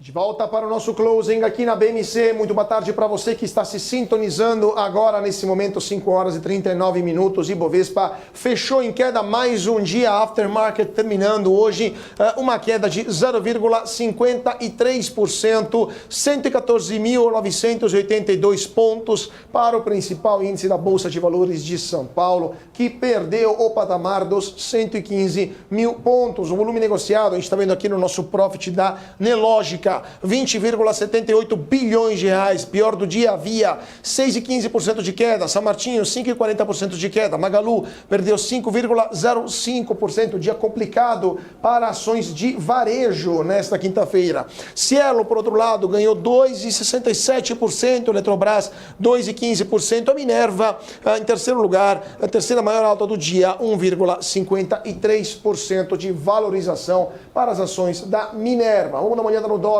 que tinha começado o pregão subindo, chegando próximo aos R$5 por dólar, e agora terminou o dia em leve queda, 0,04%, R$4,98. Petrobras cai 0,32%, R$31,44, também virou ao longo do pregão. A Vale subiu 1,41%, R$61,91. Isa, vamos dar uma olhada como fechou também o Wall Street, para depois chamar a nossa analista técnica e dar uma olhada nos gráficos. Bom, as bolsas lá em Nova York até tentaram uma recuperação na abertura, mas viraram e as perdas se intensificaram com a pressão dos papéis dos setores de consumo e tecnologia afetados pelo avanço dos juros dos treasuries. Além disso, ainda há a percepção de que os juros mais altos podem ser mantidos diante do número dos pedidos de auxílio-desemprego que foram divulgados hoje, mostrando ali um mercado de trabalho resistente. O índice Dow Jones caiu 0,84% aos 34.474 pontos. S&P 500 recuou 0,77% aos 4.370 pontos. O Nasdaq perdeu 1,17% aos 13.316 pontos. E agora os preços internacionais de petróleo fecharam com ganhos aí, com expectativas de que a China vai ampliar estímulos significativos, o que deve manter então a demanda. Barril WTI fechou com alta de 1,27% aos $80,39 e o barril Brent, que é referência para a Petrobras, com alta de 0,80% aos $84,12. Carlos. E vamos chamar agora a Stephanie Oliveira, Head de Análise de Trading da Toro, para dar uma olhada como fecharam os mercados e as ações do dia no gráfico. Muito boa tarde, Stephanie. É um prazer tê-la conosco aqui no Closing da BMC. Boa tarde, Carlos. Boa tarde, Isabela. Boa tarde, Davi. E estamos caminhando para o 13º pregão em queda, né, gente? Mercado sangrando mesmo, movimento de queda que a gente não observa há muito tempo, né? Pois é, né? Esse mês de agosto, de fato, é vermelho profundo para o Ibovespa. Fomos de 122 mil, né, para menos de 115 mil. Então, a primeira pergunta que te faço é o que você está vendo no gráfico do Ibovespa e também do dólar, mas principalmente do principal índice da B3. Essa sangria vai terminar logo mais ou ainda temos mais quedas pela frente? Bora lá, Carlos. Vou colocar meu gráfico aqui na tela para a gente conseguir mostrar mais ali para a audiência da BMC. Então, como eu falei, são 13 pregões de queda, né? Ao todo, a gente observa uma queda de mais de 5%, 5,5%. Existem alguns patamares que eu já havia me atentado. O primeiro que eu estava monitorando de perto era o suporte da região dos 116.500. E eu estava já falando com... sempre que a galera me perguntava, Stephanie, quais os próximos pontos de atenção, o que pode acontecer se perder os 116.500. E a grande questão, Carlos, é o seguinte: com o mercado perdendo esse patamar do 116, ele está mirando agora os 110.900, 111 mil. Então, a gente está falando aí de uma possível queda aí de mais 3,5% mais ou menos no patamar que o mercado está fechando hoje. Eu estou falando de uma queda de quase 4 mil pontos. Se você perguntar assim, estatisticamente, o Ibovespa ele precisa corrigir, porque esse movimento de queda ele já está exausto. Só que, sendo bem sincera com vocês, gente, eu não ficaria surpresa que essa interrupção das quedas ela fosse um pouquinho atrasada. Então, na minha visão, o próximo alvo do Ibov é os 110.900, os 111 mil pontos. Porém, um respiro desse movimento de queda, ele precisa acontecer até para que essa continuidade das quedas, ela aconteça com espaço, ela aconteça com movimentos saudáveis, digamos assim, se dá para a gente falar de um movimento saudável, já que a gente está falando de movimento de queda. Mas eu acredito numa continuidade do movimento de queda até os 110.900, até os 111, porém, com algumas interrupções desse movimento de queda ao longo dos próximos dias, talvez das próximas semanas. Porque se o Ibov ele continuar nesse movimento de queda direcional mesmo, né, de uma vez até os 110, a gente vai estar falando de um cenário extremamente esticado. Então, aí já não é um movimento saudável até para o investidor que está operando na ponta vendida. Então, eu estou mirando 111 mil, porém, acreditando em correção para os próximos dias. Perfeito. Vamos dar uma olhada então nas maiores altas e maiores baixas de hoje. Hoje temos a Via, que após a forte alta registrada no pregão da quarta-feira, é a pior ação desta quinta. São Martinho também surpreende, sendo a segunda pior ação de hoje. E a Magalu também cai forte nesta quinta-feira. O que você está achando dessas três? Via, Magalu e São Martinho. Perfeito, vamos lá. Via 3.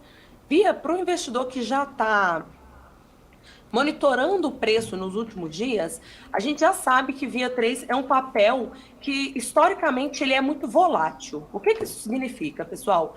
A volatilidade, ela vai representar a movimentação dos preços em determinados intervalos de tempo.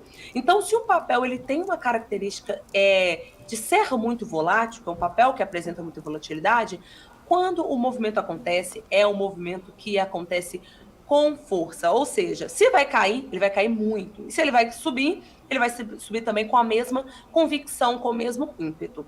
Então, o primeiro sinal que eu já alerto o investidor de por que essa queda ela é tão séria, ela é tão importante hoje, é por uma característica do papel em si.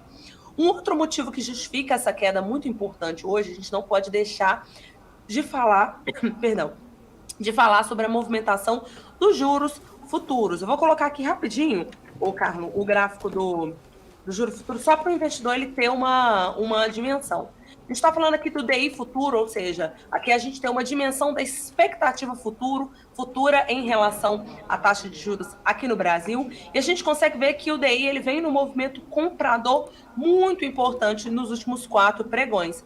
E quando o DI futuro ele opera nesse movimento comprador, perceba que ele já até rompeu a minha média de 21 períodos, que é essa média rosa aqui, ó, que passa no preço. Isso faz com que empresas de crescimento, empresas de varejo, companhias que são tomadoras de crédito, elas acabem sofrendo mais com esse movimento. Não à toa, Via 3 acelera nesse movimento de queda, passando uma perspectiva de curto prazo para o investidor que está operando na ponta vendida, né? O investidor que está acreditando na desvalorização do preço. Via 3 começa a operar num patamar que eu não acredito que os players eles estarão tão mais tomadores de, aliás, não estarão batendo tanto no papel, ou seja, não acredito que os players eles estarão com tanto ímpeto para continuar vendendo Via nesse patamar de preço dela de 1,68. Então, para você, investidor, que está operando na venda, está acreditando na continuidade do movimento vendedor de Via, toma muito cuidado, porque nesse patamar de preço, muita gente começa a desfazer posição na ponta vendida e acontece aquele movimento que a gente já conhece, que é o retorno do movimento comprador. Aí muita gente que deve estar aí do outro lado deve estar assim, Stephanie, então eu vou comprar, né? Se ele está muito esticado e pode acontecer um movimento de realização, eu vou comprar. Eu diria que ainda é cedo, gente. A gente pode observar pelo próprio gráfico que o movimento majoritário é um movimento de queda.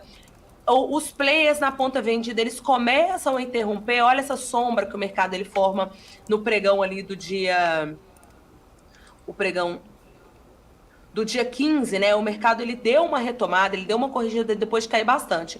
Porém, você que é player, que gosta de operar correção de preço, toma cuidado, porque o movimento está muito direcional. Então, basicamente é o seguinte, você que está vendido, atenção, começa a pensar em encerrar sua posição. Você que está pensando em comprar, aguarda um pouquinho, espere esse preço acima do 1,80 para tentar pegar uma correção ali para as altas.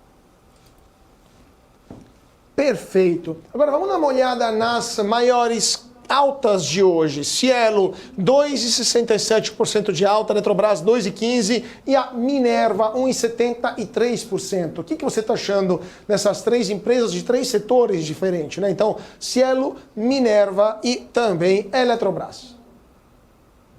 Legal. A Cielo 3 é um ativo que a gente costuma falar que quando o papel ele apanha muito, né? Ou seja, o mercado ele vem bem vendedor, com ímpeto vendedor para esse ativo, em algum momento acontece esse movimento de alta, que é exatamente o que eu estou falando em relação à Via, pessoal, que é um movimento em que o player que vendeu lá em cima, ele começa a realizar lucro, ele começa a encerrar a posição, coloca o lucro no bolso. Isso vai entrar um fluxo comprador, que é a inversão de fluxo. Isso vai fazer com que o ativo ele venha nesse cenário comprador.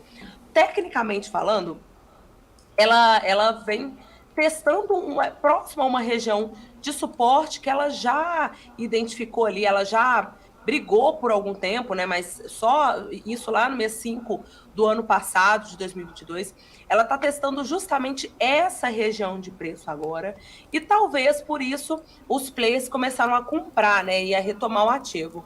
Eu não acredito no movimento comprador por um cenário de otimismo de mercado, Carlos. Eu acredito mais um movimento de um retorno às altas por realização de lucro do player que estava vendido. Stephanie, então eu posso pensar em comprar Cielo para pegar essa ponta oposta, né, para pegar essa virada de fluxo, já que tem gente encerrando posição vendida? É um ativo que está ele tá tecnicamente interessante, numa região interessante para compra. O único ponto que eu me atentaria era posicionar um stop na região ali do 3,60, que é um suporte importante, ou abaixo do 3,45, que é abaixo da defesa do preço do mês de julho de 2022, só para não tomar o que nós chamamos no mercado de violinada, que é quando o mercado ele aciona o stop do investidor e depois caminha a favor da posição. Então, veja um possível cenário de compra, sim, para uma visão de curto prazo, tá, gente? Não estou falando de uma expectativa nem de médio e nem de longo prazo. Então, veja uma oportunidade de compra, mas atenção, suporte na região do 3,45, é onde o mercado pode defender. Se você for fazer compra nesse papel, stop é abaixo dessa região. Perfeito. Isabela, sua pergunta para a Stephanie. Eu queria que você desse uma olhada em Via, né, que a gente falou também hoje aqui, né, a gente falou de Magalu, mas queria ver Via, por favor. A gente acabou de ver Via, Isa. Vamos. A Stephanie colocou no começo. Não sei se você quer dar uma olhada em outra Via varejista. Tá entre as maiores baixas, não, tá certo. Cyrela. Vamos lá. Cyrela. Outro papel volátil. Investidor que gosta de ativo, gosta de emoção, ele vai gostar de operar Cyrela. Deixa eu colocar aqui no gráfico. Se vocês quiserem, a gente pode dar uma olhada em Magalu também, tá, gente? Já que passamos ali por Via, a gente olha a prima dela.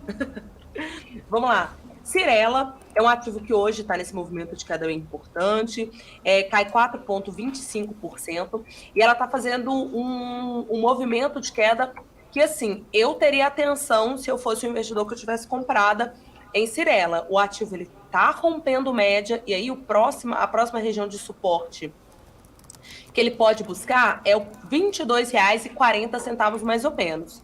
Stephanie, perdeu 22,45. Qual o próximo ponto de atenção desse papel?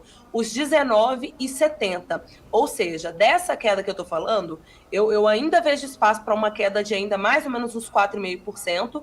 E se perder esse suporte que eu comentei dos 22,40, aí eu estou falando de uma queda ali de mais de 16%. Então, é um papel que está nesse movimento de correção no curtíssimo prazo. No médio prazo, ele tem uma tendência ainda de alta. Eu ficaria atenta a esse preço operando abaixo da média de 20 períodos, né, 21 períodos, porque isso tem espaço para uma correção. Olha só, quando a gente olha no gráfico semanal de Cyrela, o ativo, ele veio num movimento comprador quase ininterrupto desde março de 2023.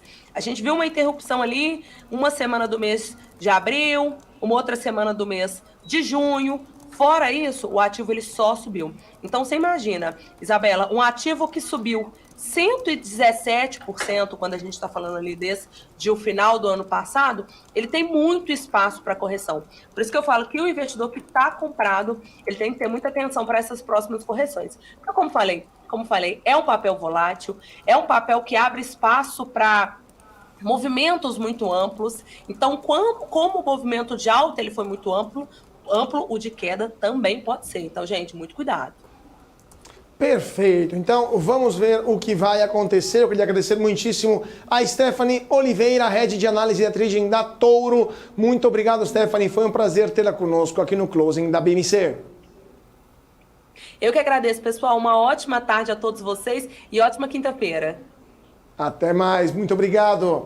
Vamos dar uma olhada então no nosso gráfico do dia desta quinta-feira e aparentemente os dados estão mostrando que a grande renúncia, ou melhor, a grande demissão está acabando, parece ter acabado. Após a crise de emprego sem precedentes provocada pela pandemia, surgiu essa tendência no mercado de trabalho americano de muita gente pedir demissão. Dezenas de milhões de americanos pediram para sair voluntariamente de seus trabalhos, uma tendência que assustou muitos empregadores e que aparentemente agora está prestes a terminar. Sim, em 2022, no gráfico está mostrando, mais de 50 milhões de americanos renunciaram, ou seja, se demitiram, saíram do seu trabalho. Nesse ano, parece que esta tendência está diminuindo. Os relatórios do Ministério do Trabalho, do Escritório dos Trabalhos dos Estados Unidos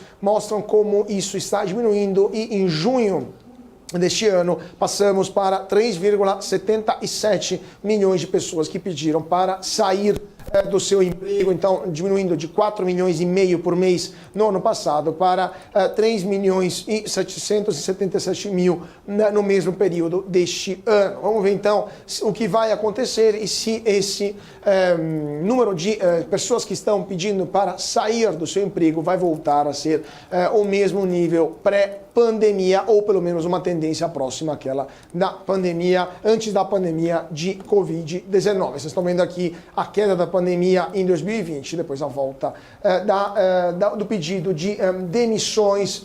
Vamos ver então o que vai acontecer se o mercado de trabalho nos Estados Unidos vai se normalizar nos próximos meses.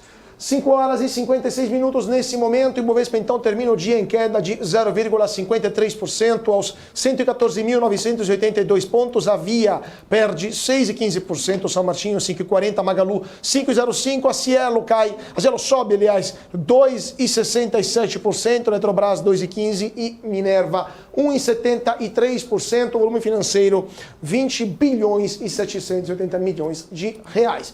Isa Takaki, como fechou o Wall Street e o petróleo?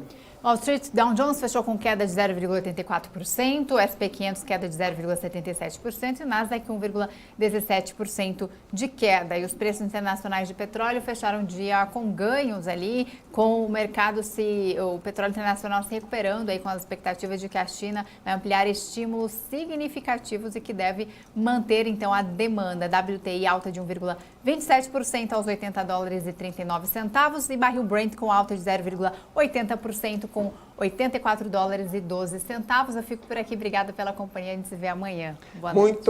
Muito obrigado, Isa. Muito obrigado também ao nosso David Martins, especialista da Sara Invest. Sempre um prazer tê-lo conosco às quintas-feiras aqui no Closing. Obrigado, Carlos. Obrigado, Isa. Obrigado à nossa audiência. 13º dia de queda seguido aí do Bovespa. Mas só que, novamente, eu bato na tecla que percentualmente está entre 5% e 6% ali de queda nesses 13 dias. Sendo que o Ibovespa ele tinha subido antes dessa queda em 3 dias, 4%. Então a magnitude ainda é baixa, tá, dessa queda. Hoje tivemos aí notícia positiva vindo da China com questão de estímulos. Infelizmente não foi suficiente para segurar o Ibovespa, mas a gente ainda sai confiante nesse segundo semestre. Agosto, geralmente, como a gente já tem dito, é um mês negativo. Então bom para quem quer fazer entrada, está tendo a oportunidade de comprar ativos mais descontados. Bons investimentos a todos, até quinta da semana que vem. Até mais, tchau. É isso aí, David. Muito obrigado e muito obrigado a você que está seguindo a gente. Nós vemos amanhã, sempre aqui na BMC, a partir das 4 da tarde. Continue com a programação aqui na BMC e muito obrigado a todos pela atenção e até amanhã.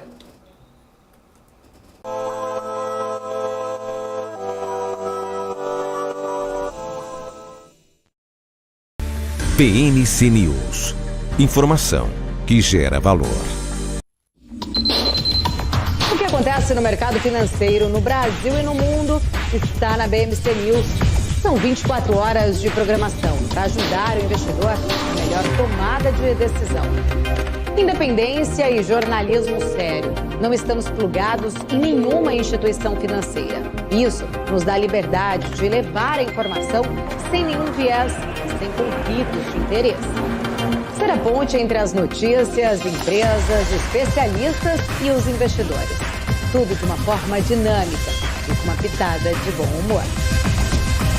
Informação que gera valor, você sempre vai encontrar na BMC News.